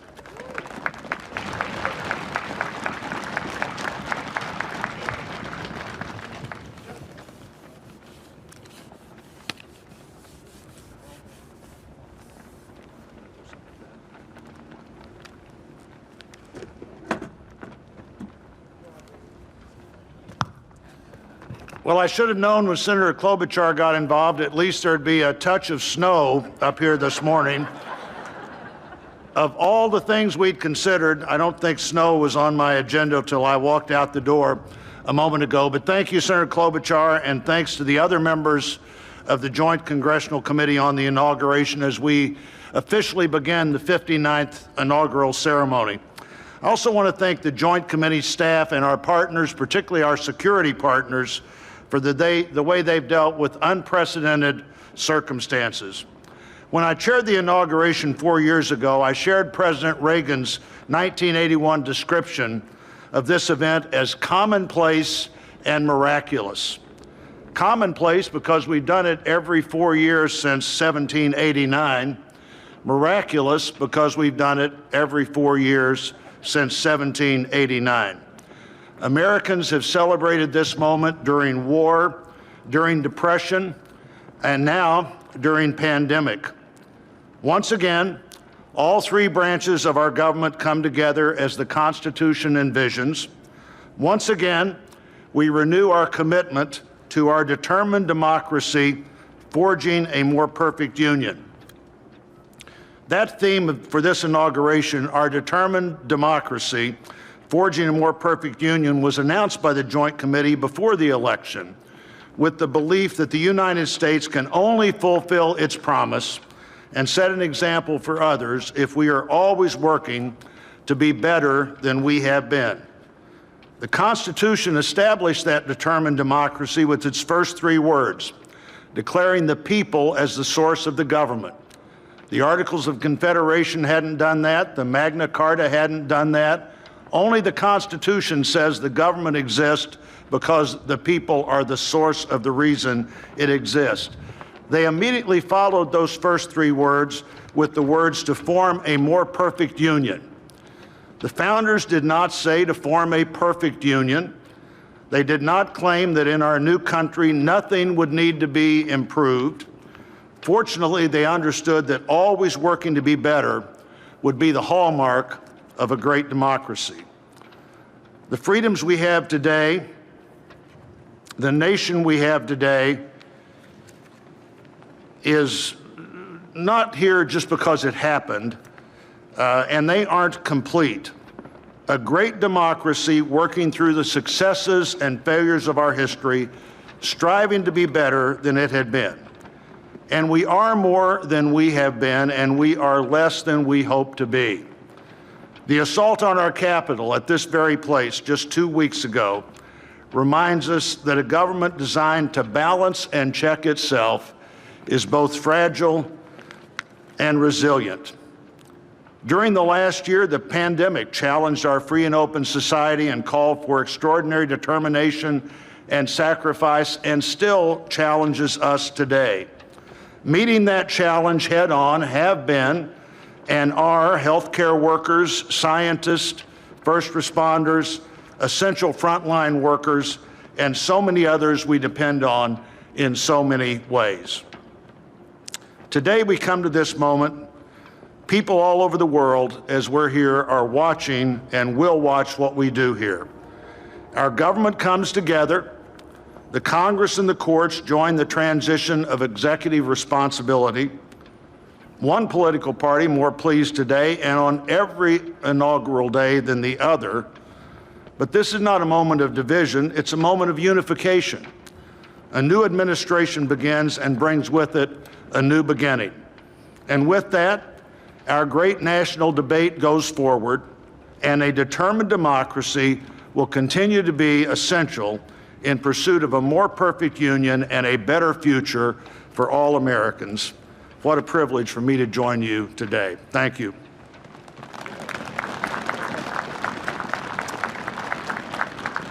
I'm pleased to call to the podium a longtime friend of the President-elect and his family, Father Leo O'Donovan, to lead us in an invocation. Please stand if you are able and remain standing for the national anthem and the pledge to our flag.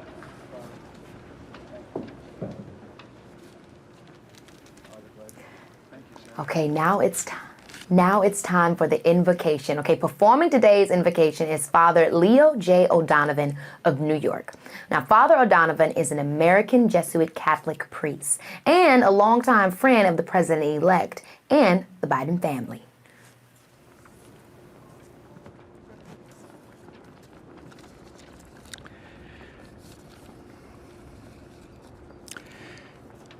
Gracious and merciful God, at this sacred time we come before you in need, indeed on our knees. But we come still more with hope and with our eyes raised anew to the vision of a more perfect union in our land, a union of all our citizens to promote the general welfare and secure the blessings of liberty to ourselves and our posterity. We are a people of many races, creeds, and colors, national backgrounds, cultures, and styles, now far more numerous and on land much vaster than when Archbishop John Carroll wrote his prayer for the inauguration of George Washington 232 years ago. Archbishop Carroll prayed that you, O Creator of all, would assist with your Holy Spirit of counsel and fortitude the President of these United States, that his administration may be conducted in righteousness and be eminently useful to your people. Today we confess our past failures to live according to our vision of equality, inclusion, and freedom for all.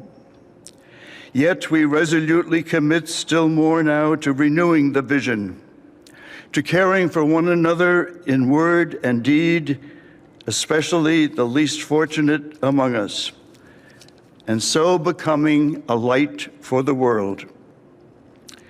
There is a power in each and every one of us that lives by turning to every other one of us, a thrust of the Spirit to cherish and care and stand by others, and above all, those most in need. It is called love, and its path is to give ever more of itself.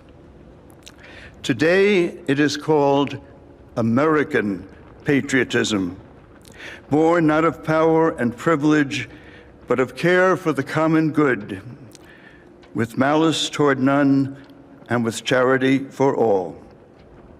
For our new president, we beg of you the wisdom Solomon sought when he knelt before you and prayed for an understanding heart so that I can govern your people and know the difference between right and wrong.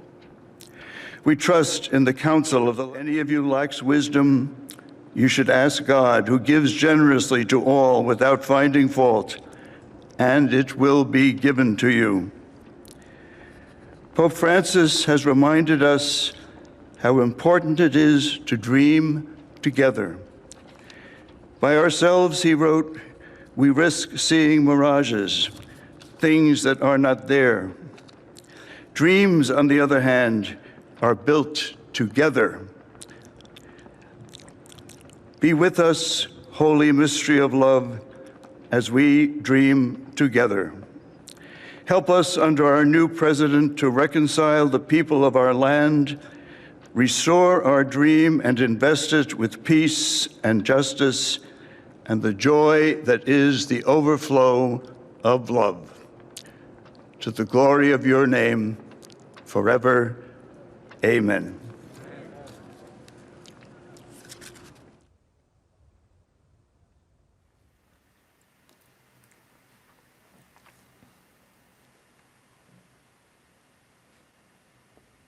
That was wonderful. Okay, I'm really excited because my girl Lady Gaga is here to perform the national anthem. Those vocals, y'all, very excited to hear her sing. Ladies and gentlemen, please remain standing for the presentation of our national colors by the Armed Forces Color Guard, the singing of our national anthem, and for the Pledge of Allegiance.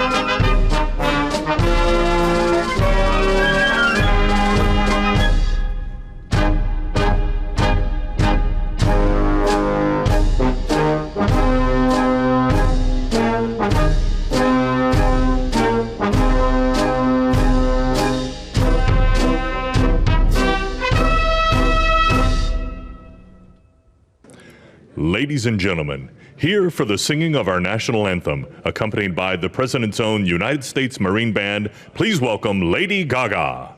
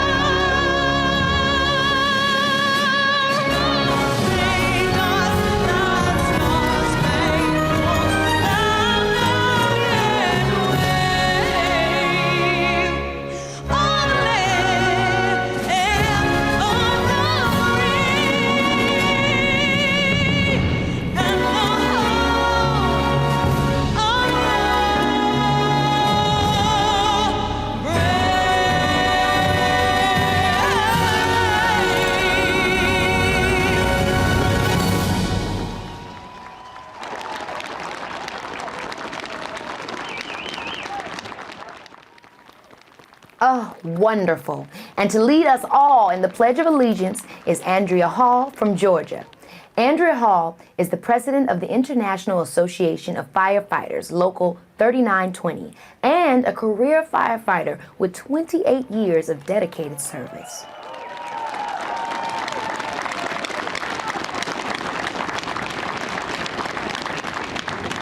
Ladies and gentlemen, please welcome from the City of South Fulton, Georgia Fire and Rescue Department, President of the International Association of Firefighters, Local 3920, Fire Captain Andrea M. Hall, for the reciting of the Pledge of Allegiance.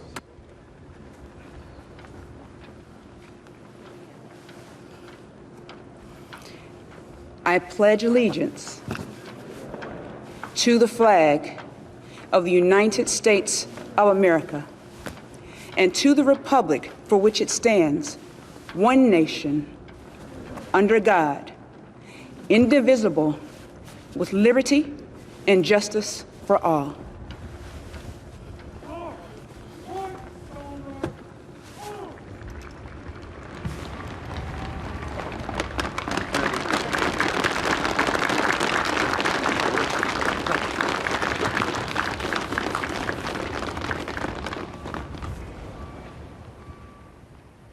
Now it's time for Kamala Harris to be sworn in as the Vice President of the United States.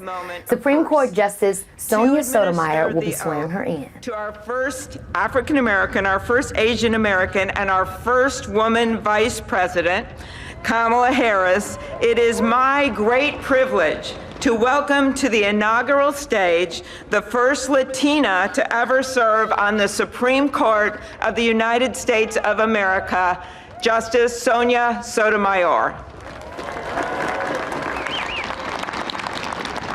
Ladies and gentlemen, please remain standing for the oath of office, followed by musical honors.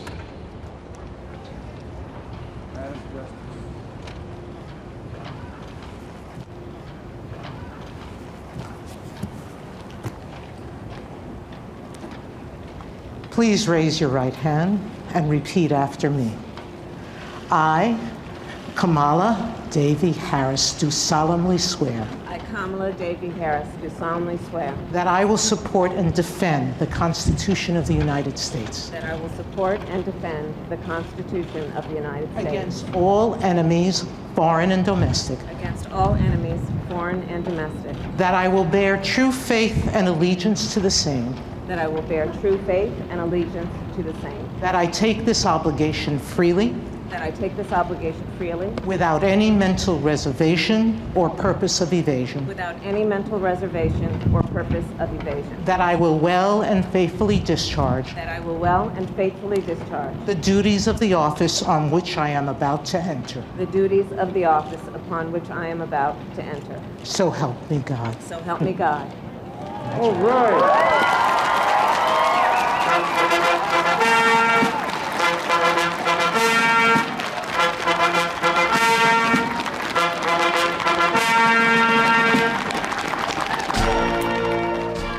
That was absolutely incredible. I can't believe that we officially have a female vice president, you guys. It truly has made me emotional.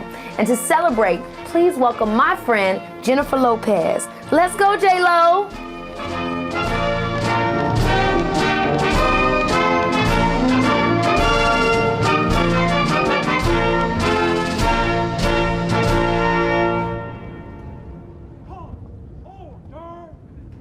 Ladies and gentlemen, please be seated.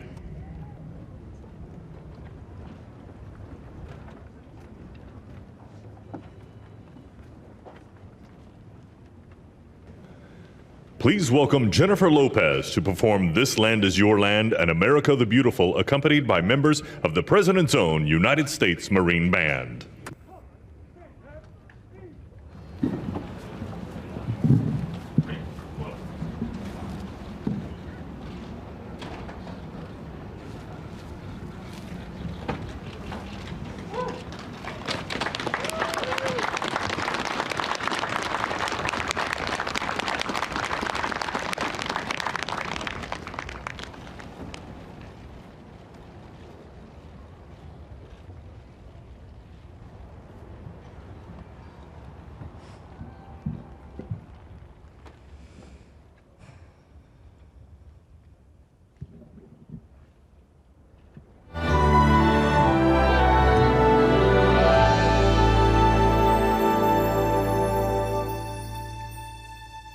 This land is your land. This land is my land.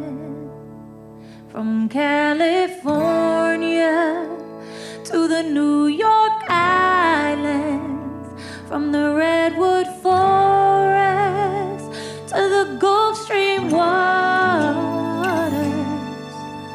This land was made for you and me. As I went walking down that ribbon of highway, I saw above me that endless skyway. I saw below me that golden valley. This land was made for you and me. Oh, this land, oh, this land. This land was made for you and me. Oh, this land, oh, this land. This land was made for you and me. You and me.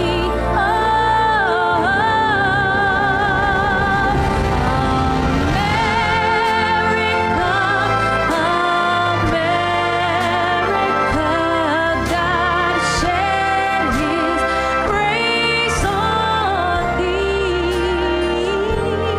and crowned thy good with brotherhood. From sea to shining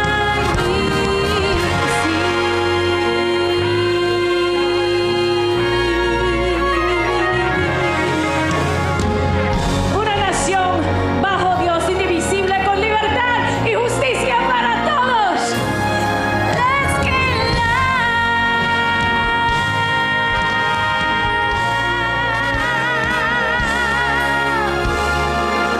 This land was made for you and me.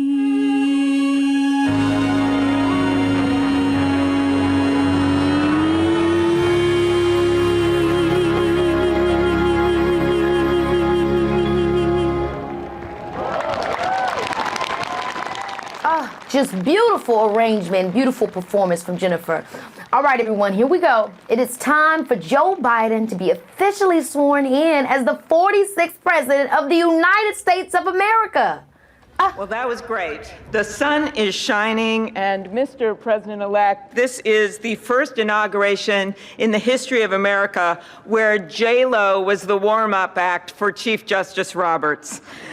With that, it is now my distinct honor to introduce the Chief Justice of the Supreme Court of the United States, John Roberts, to administer the presidential oath to the next President of the United States, Joseph R. Biden.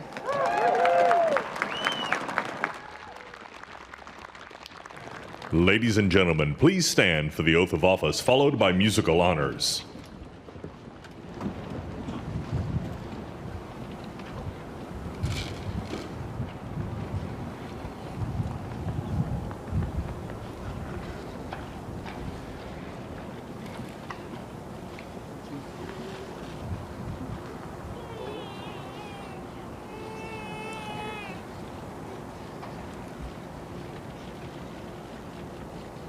Please raise your right hand and repeat after me.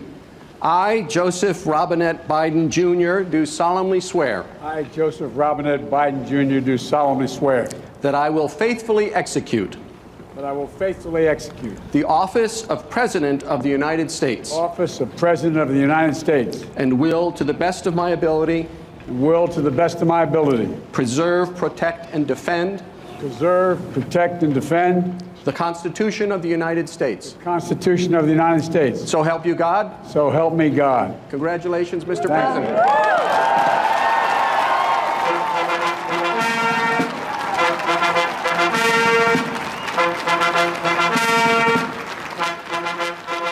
Okay, I know we've been talking about this all day, but it's finally time to hear Joe Biden give his first ever speech as president. Let us know what you think of his inaugural address by tweeting us using the hashtag Inauguration 2021 or tagging us on Instagram and Facebook at Biden Inaugural. I can't wait.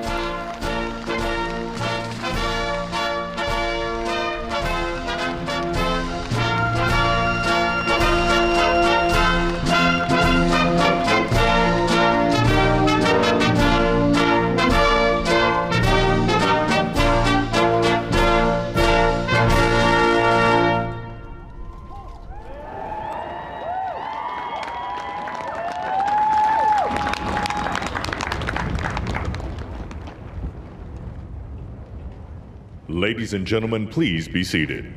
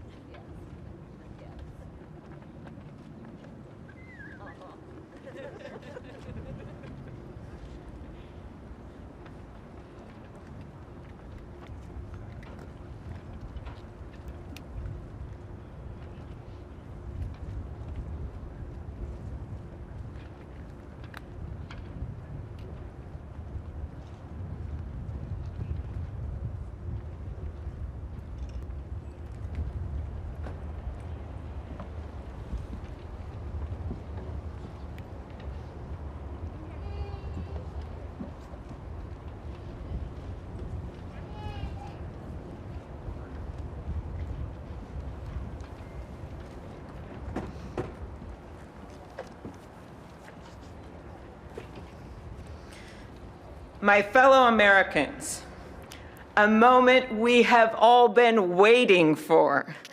It is now my great privilege and high honor to be the first person to officially introduce the 46th President of the United States, Joseph R. Biden, Jr.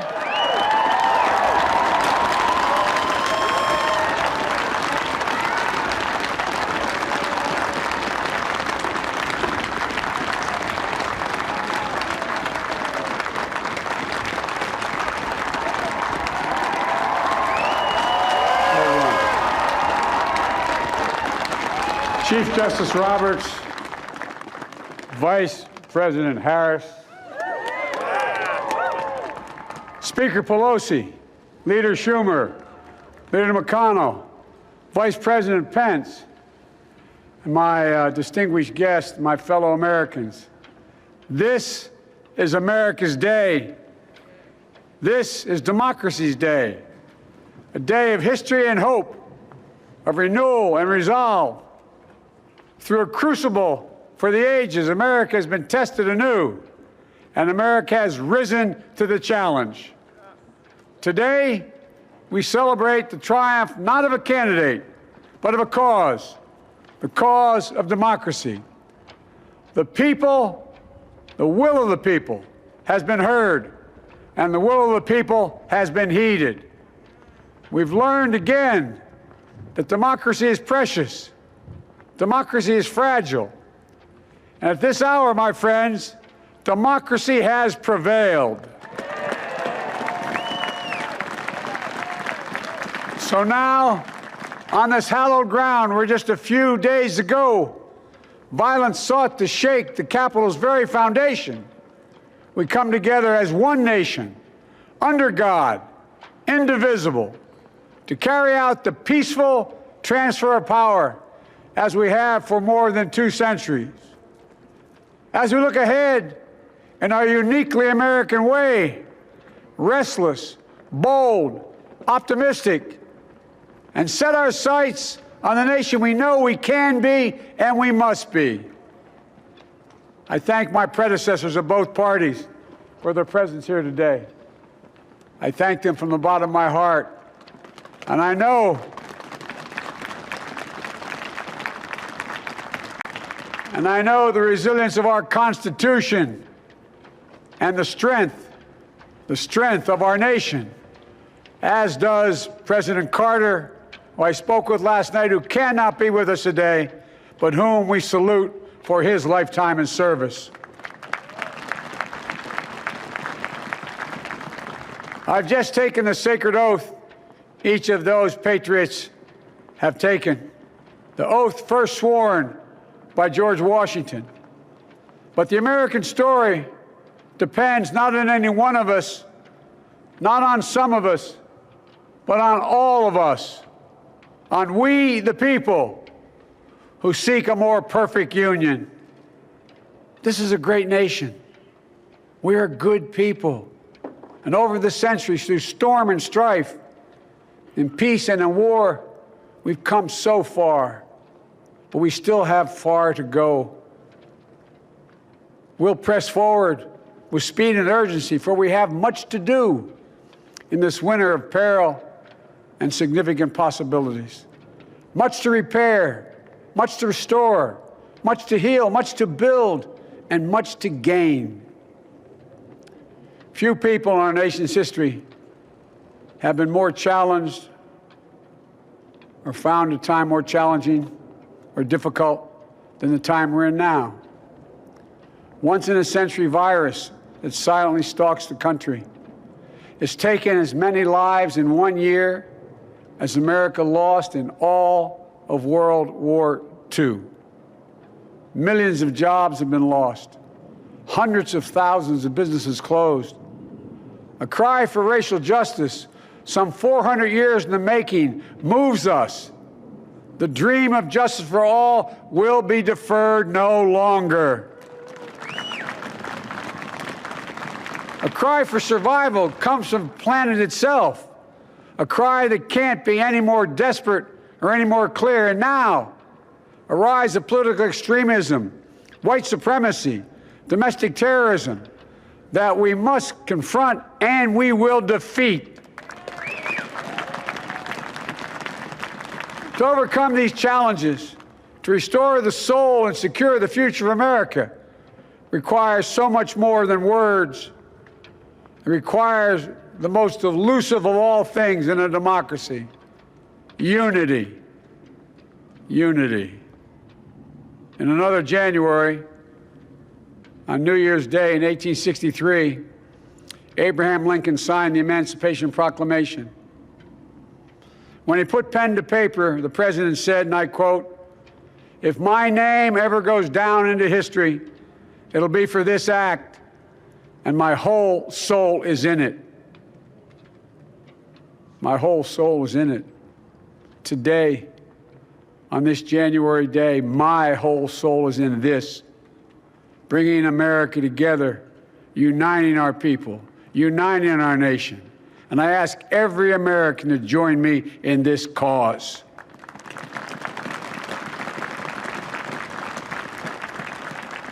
Uniting to fight the foes we face: anger, resentment and hatred, extremism, lawlessness, violence, disease, joblessness, and hopelessness.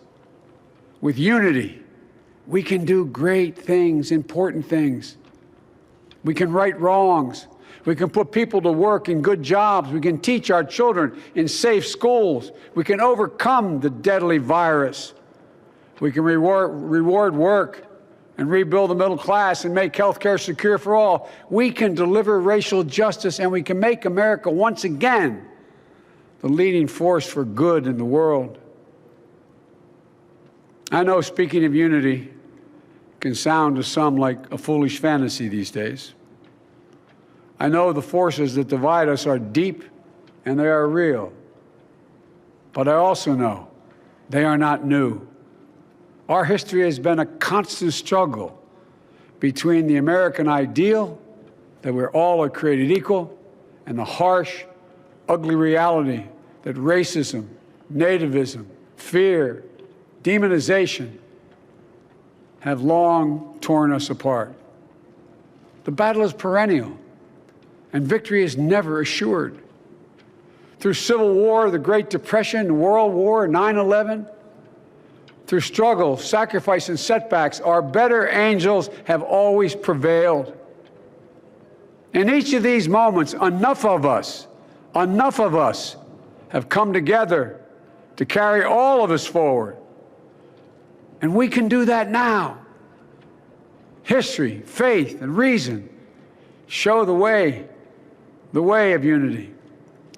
We can see each other not as adversaries, but as neighbors. We can treat each other with dignity and respect. We can join forces, stop the shouting, and lower the temperature. For without unity, there is no peace, only bitterness and fury. No progress, only exhausting outrage. No nation, only a state of chaos. This is our historic moment of crisis and challenge, and unity is the path forward.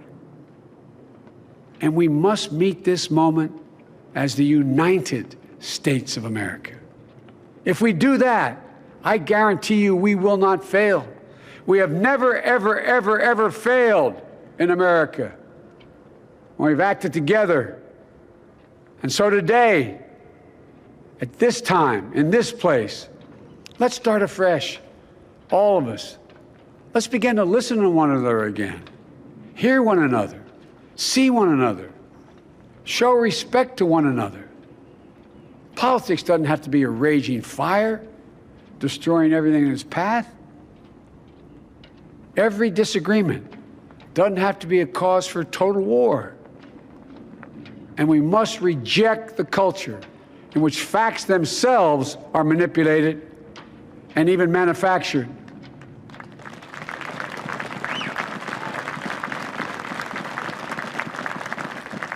My fellow Americans, we have to be different than this. America has to be better than this. And I believe America is so much better than this. Just look around. Here we stand in the shadow of the Capitol Dome, as was mentioned earlier, completed amid the Civil War, when the Union itself was literally hanging in the balance. Yet we endured. We prevailed. Here we stand, looking out on the great mall where Dr. King spoke of his dream. Here we stand where 108 years ago, at another inaugural, thousands of protesters tried to block brave women marching for the right to vote. And today, we mark the swearing in of the first woman in American history elected to national office, Vice President Kamala Harris. Don't tell me things can't change. Here we stand across the Potomac from Arlington Cemetery, where heroes who gave the last full measure of devotion rest in eternal peace. And here we stand, just days after a riotous mob thought they could use violence to silence the will of the people, to stop the work of our democracy, to drive us from this sacred ground. It did not happen. It will never happen. Not today, not tomorrow, not ever, not ever.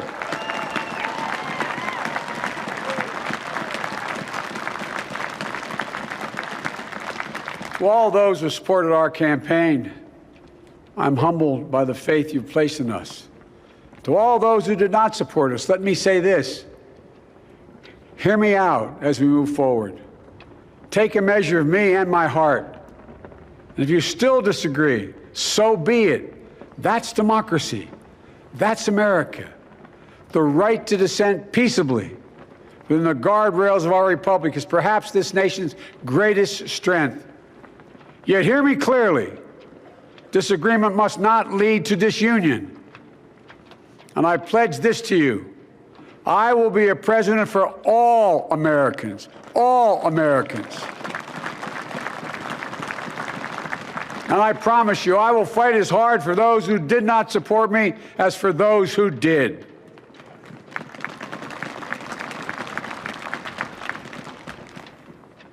Many centuries ago, St. Augustine, a saint of my church, wrote that a people was a multitude defined by the common objects of their love.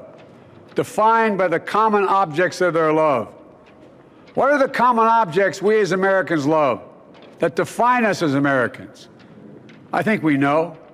Opportunity, security, liberty, dignity, respect, honor, and yes, the truth.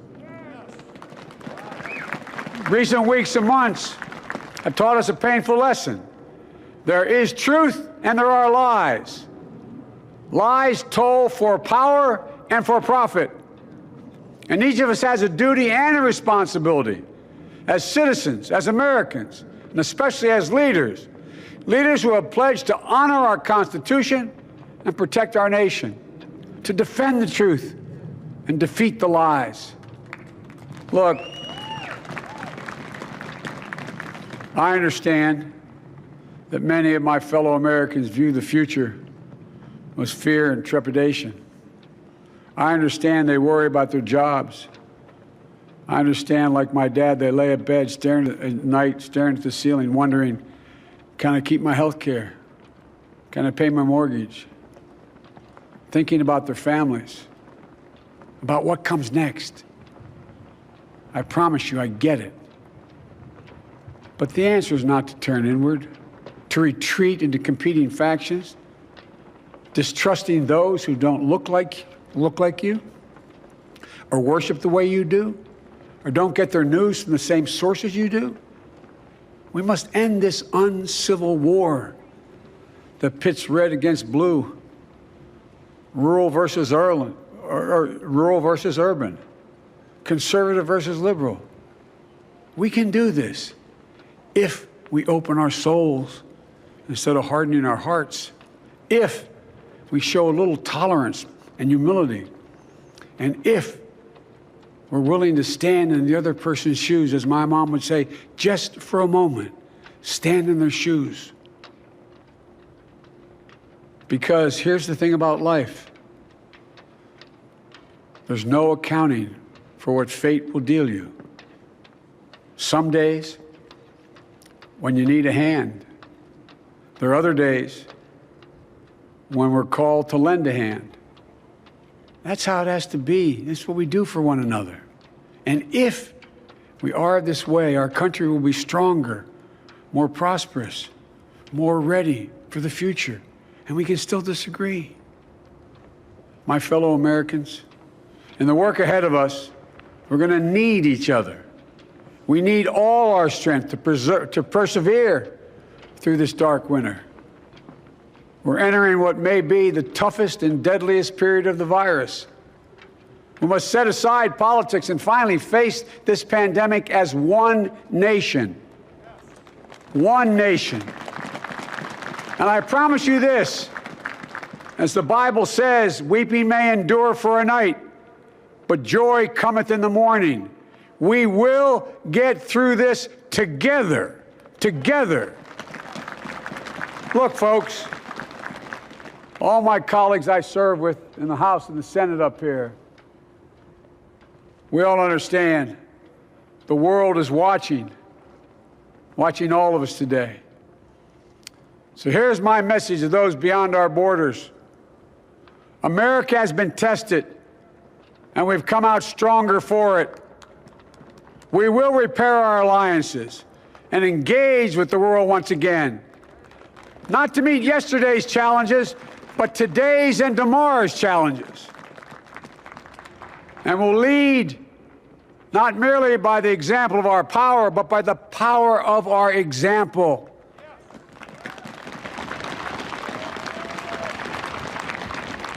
We'll be a strong and trusted partner for peace, progress, and security. Look, you all know we've been through so much in this nation. And my first act as president, I'd like to ask you to join me in a moment of silent prayer. Remember all those who we lost in this past year to the pandemic. Those 400,000 fellow Americans, moms, dads, husbands, wives, sons, daughters, friends, neighbors, and coworkers. We'll honor them by becoming the people and the nation we know we can and should be. So I ask you, let's say a silent prayer for those who've lost their lives and those left behind and for our country.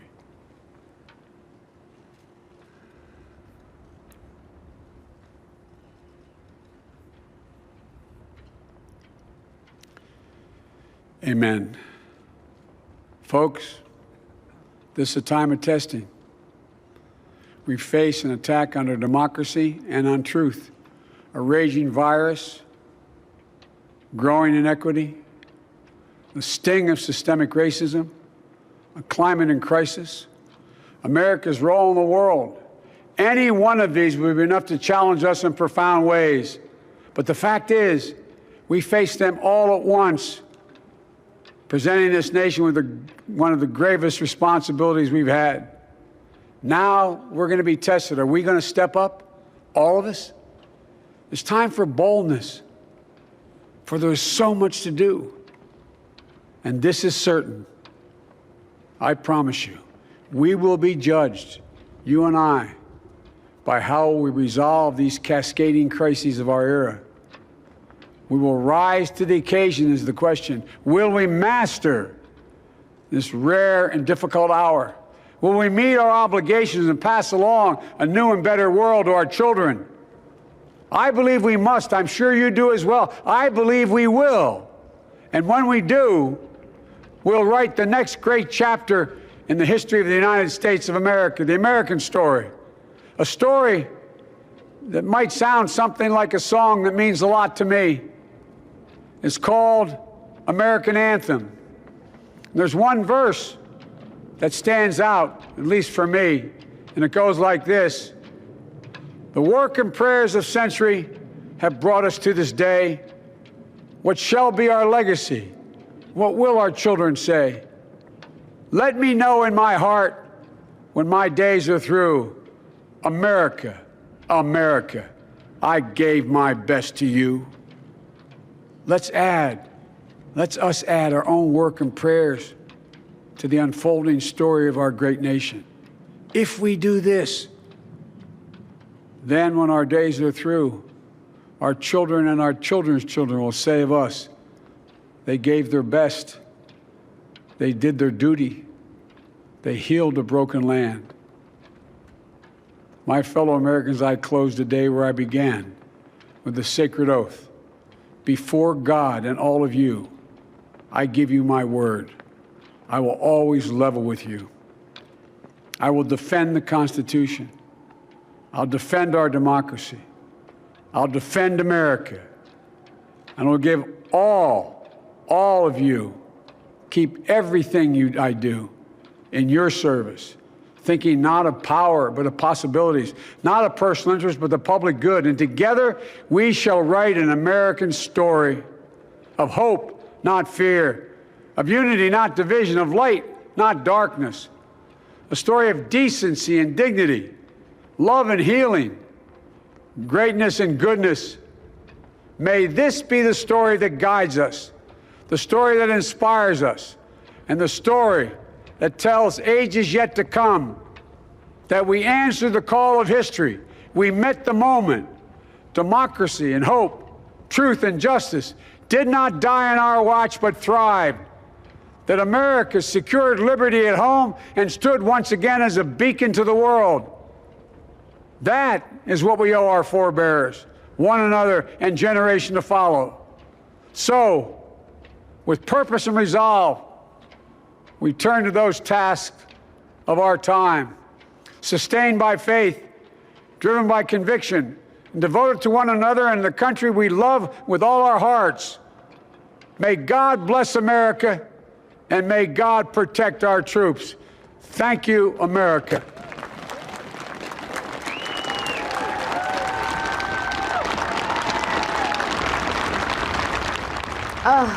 That was an incredible speech, Mr. President. To celebrate the official swearing in of our new president and vice president, please welcome singer-songwriter Garth Brooks.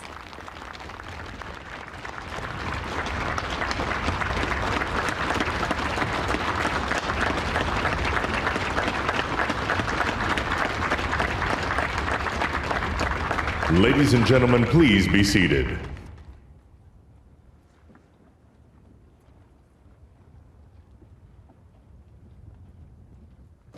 Ladies and gentlemen, please welcome Garth Brooks to perform Amazing Grace.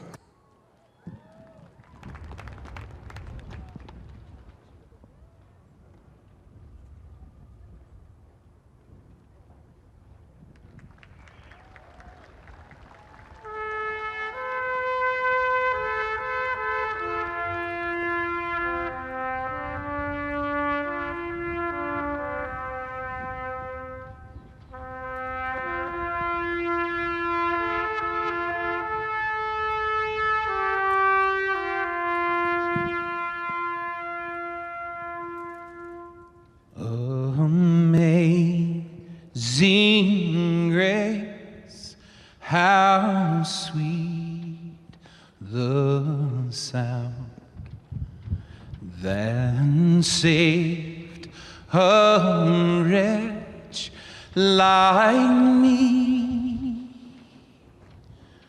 I once was lost, but now I'm found. Was blind, but now I see. When we've been there 10,000 years, bright shining as the sun, we've no less days to sing God's praise than when we first begun. If I can ask you to sing this last verse with me, not just the people here, but the people at home, at work, as one, united. Amazing grace, how sweet the sound that saved a wretch like me. I once was lost, but now I'm found. Was blind, but now I see.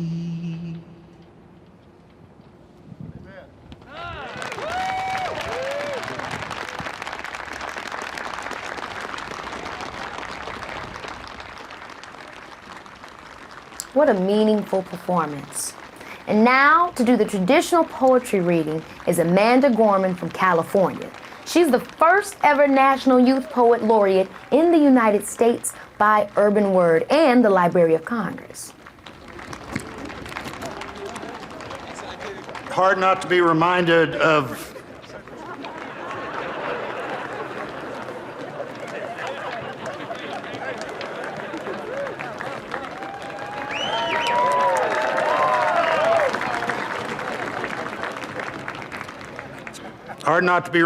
President Obama's singing that same song at the Mother Emanuel Church. A song that in our culture is as close to both poetry and prayer as you could possibly come. And we're going to finish with those two things. Let me introduce Amanda Gorman, our nation's first ever National Poet Laureate.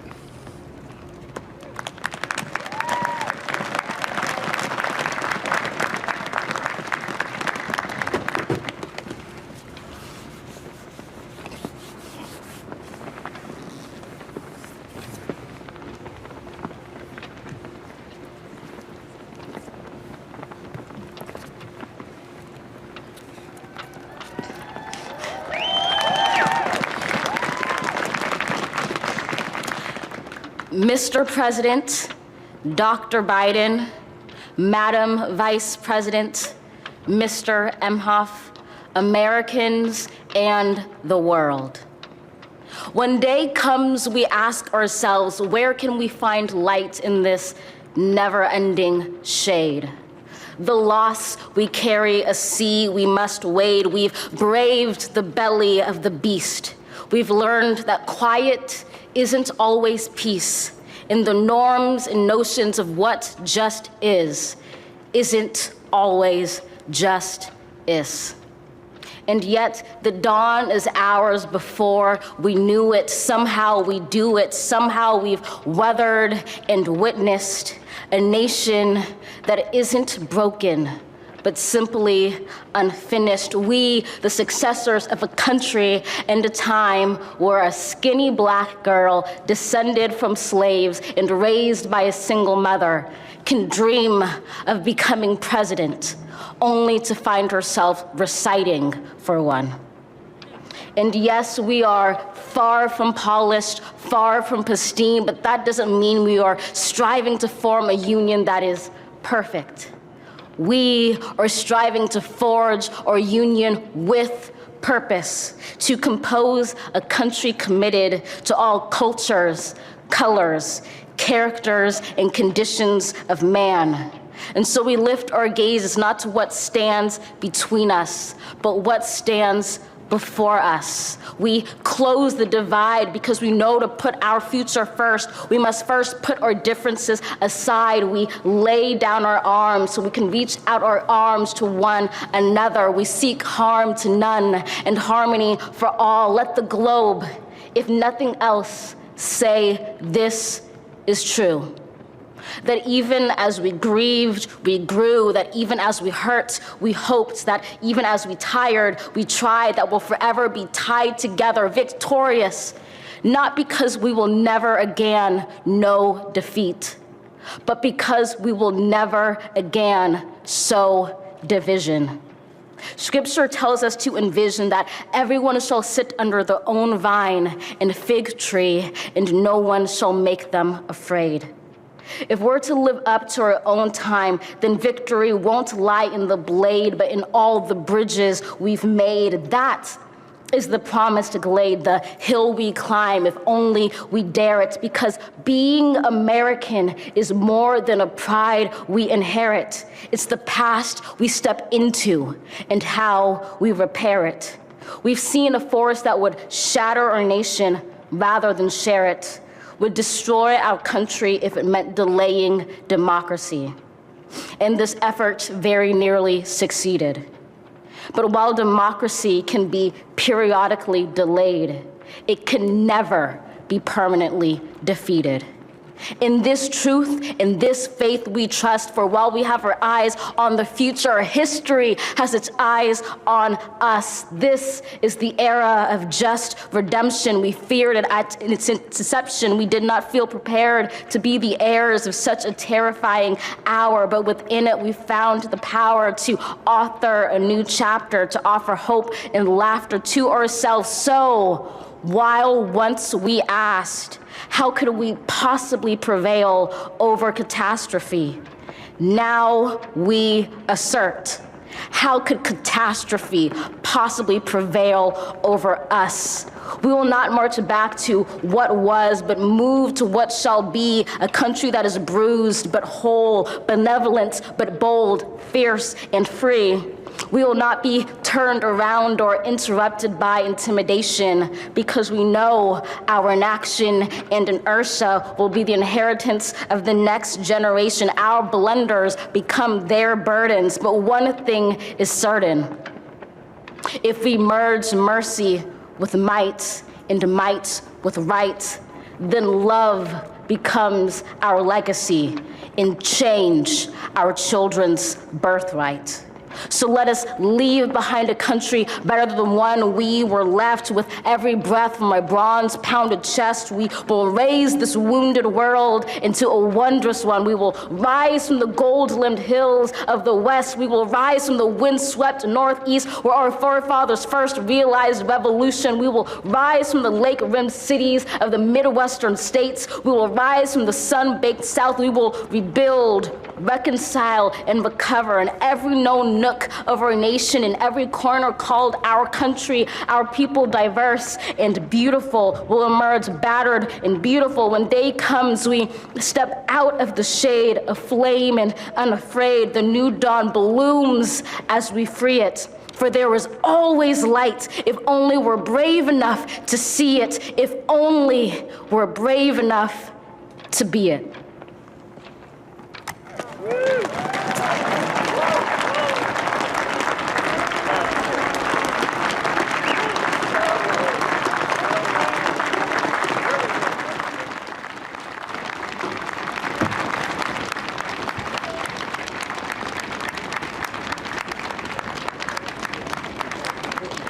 Thank you, Amanda Gorman. Now for our benediction, I'm pleased to introduce Reverend Dr. Sylvester Beeman, the pastor of the Bethel African Methodist Episcopal Church in Wilmington, Delaware, a friend of President Biden for 30 years.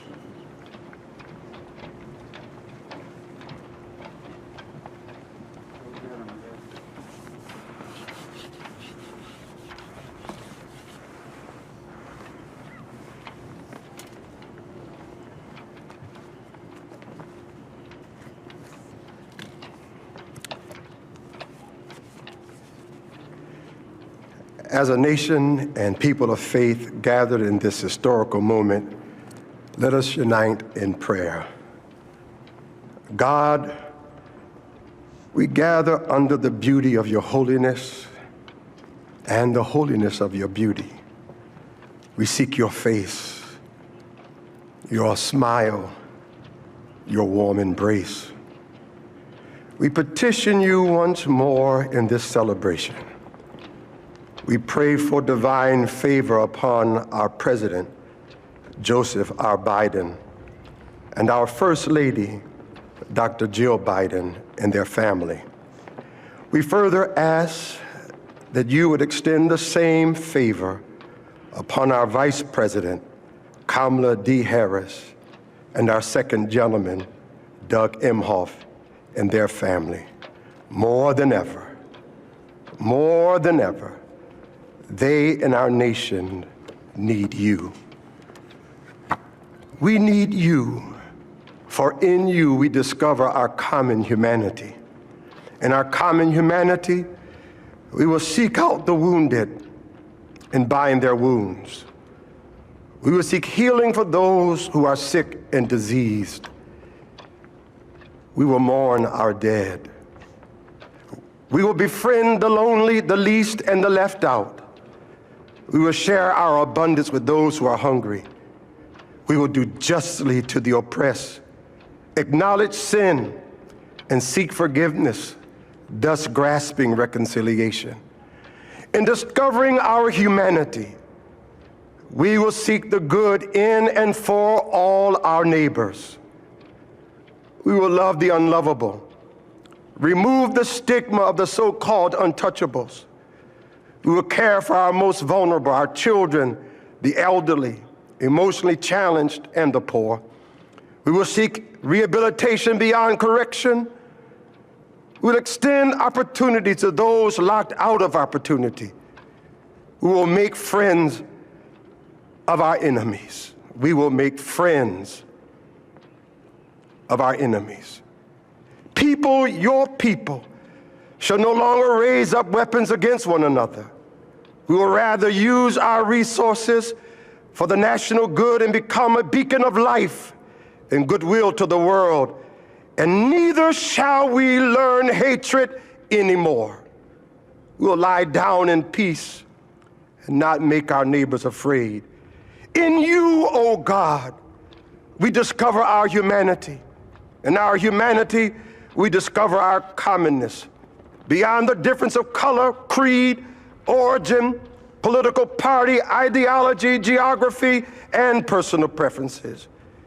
We'll become greater stewards of your environment, preserving the land, reaping from it a sustainable harvest, and securing its wonder and miracle-giving power for generations to come. This is our benediction, that from these hallowed grounds where slaves labored to build this shrine and citadel to liberty and democracy. Let us all acknowledge, from the indigenous Native American to those who recently received their citizenship, from the African American to those whose foreparents came from Europe and every corner of the globe, from the wealthy to those struggling to make it, from every human being, regardless of their choices, that this is our country. As such, teach us, O God. As such, teach us, O God, to live in it, love in it, be healed in it, and reconcile to one another in it, lest we miss kingdom's goal. To your glory, majesty, dominion, and power forever. Hallelujah. Glory, hallelujah. In the strong name of our collective faith, amen. Please remain standing as the Armed Forces Color Guard retires our national colors.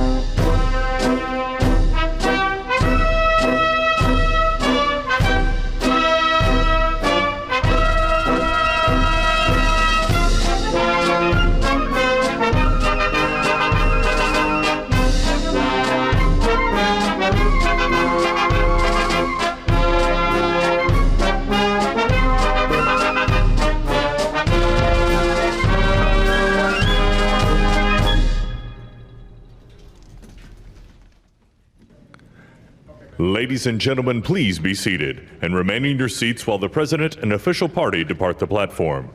For safety reasons, your ushers will release your section in an organized manner, following the playing of our national march, The Stars and Stripes Forever.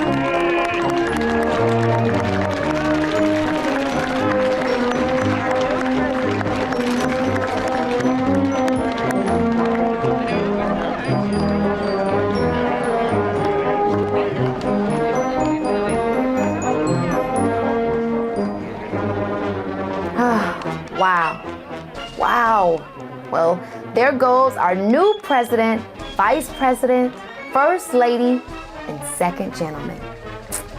The inaugural ceremony may be over, but their day is not. To see what else they'll be doing today, make sure to check out BidenInaugural.org for everything you need to know. You can even get an official inauguration gear and download a printable coloring book. I gotta get me one of those. Wow. I wish I was there. But now that we have officially a new president and vice president, we want to hear what students across the country think their priorities should be. PBS NewsHour put out a call for letters to the president. Here's what some of the students had to say. Dear Mr. President and Madam Vice President. Dear Mr. President. Dear Mr. President. I hope you will consider this message. As someone who's currently COVID positive and quarantining in their bedroom, what's really important to me is seeing that the pandemic is handled with urgency and care. My hope for you as a president is that you can create more jobs for the people of the U.S. I think seeing swift and forceful action taken to combat global climate change is going to be something incredibly important. VP Kamala Harris, I hope you know that being in your position is a huge inspiration for Black women among this country.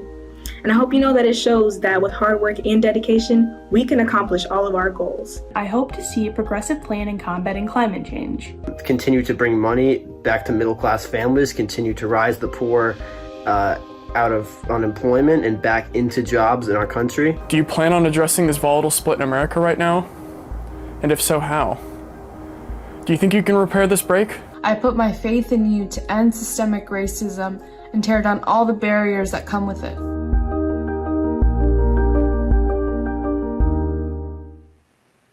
I loved PBS growing up, and that was some really great advice.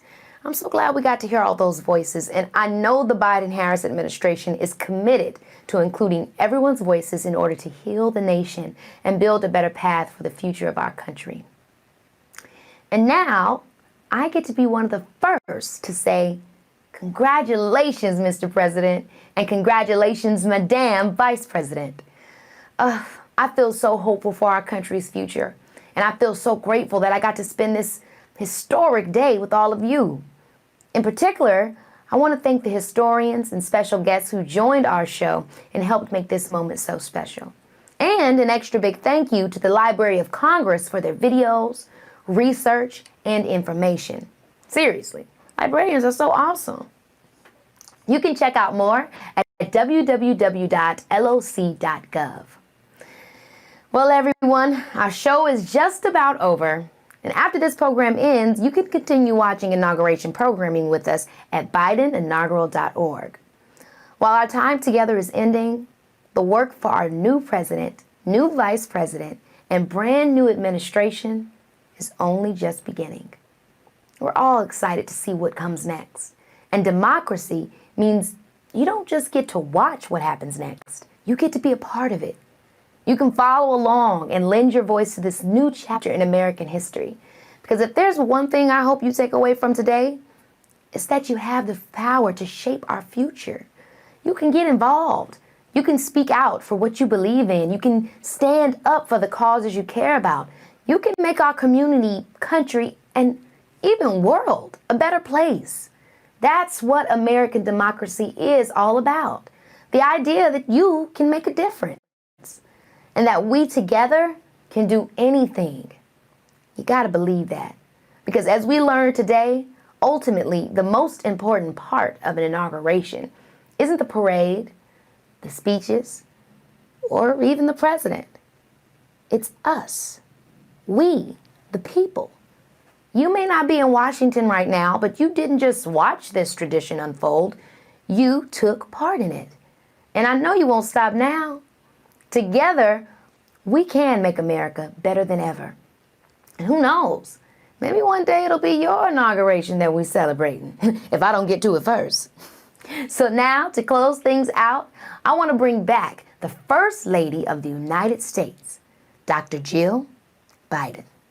God bless and take care, guys. Thanks for joining me today. Joe Biden is now the 46th President of the United States. Now we're headed to our new home, the White House, and we hope you come and pay us a visit when we can all be together again. After all, it's your house too, and we're excited to welcome you to it.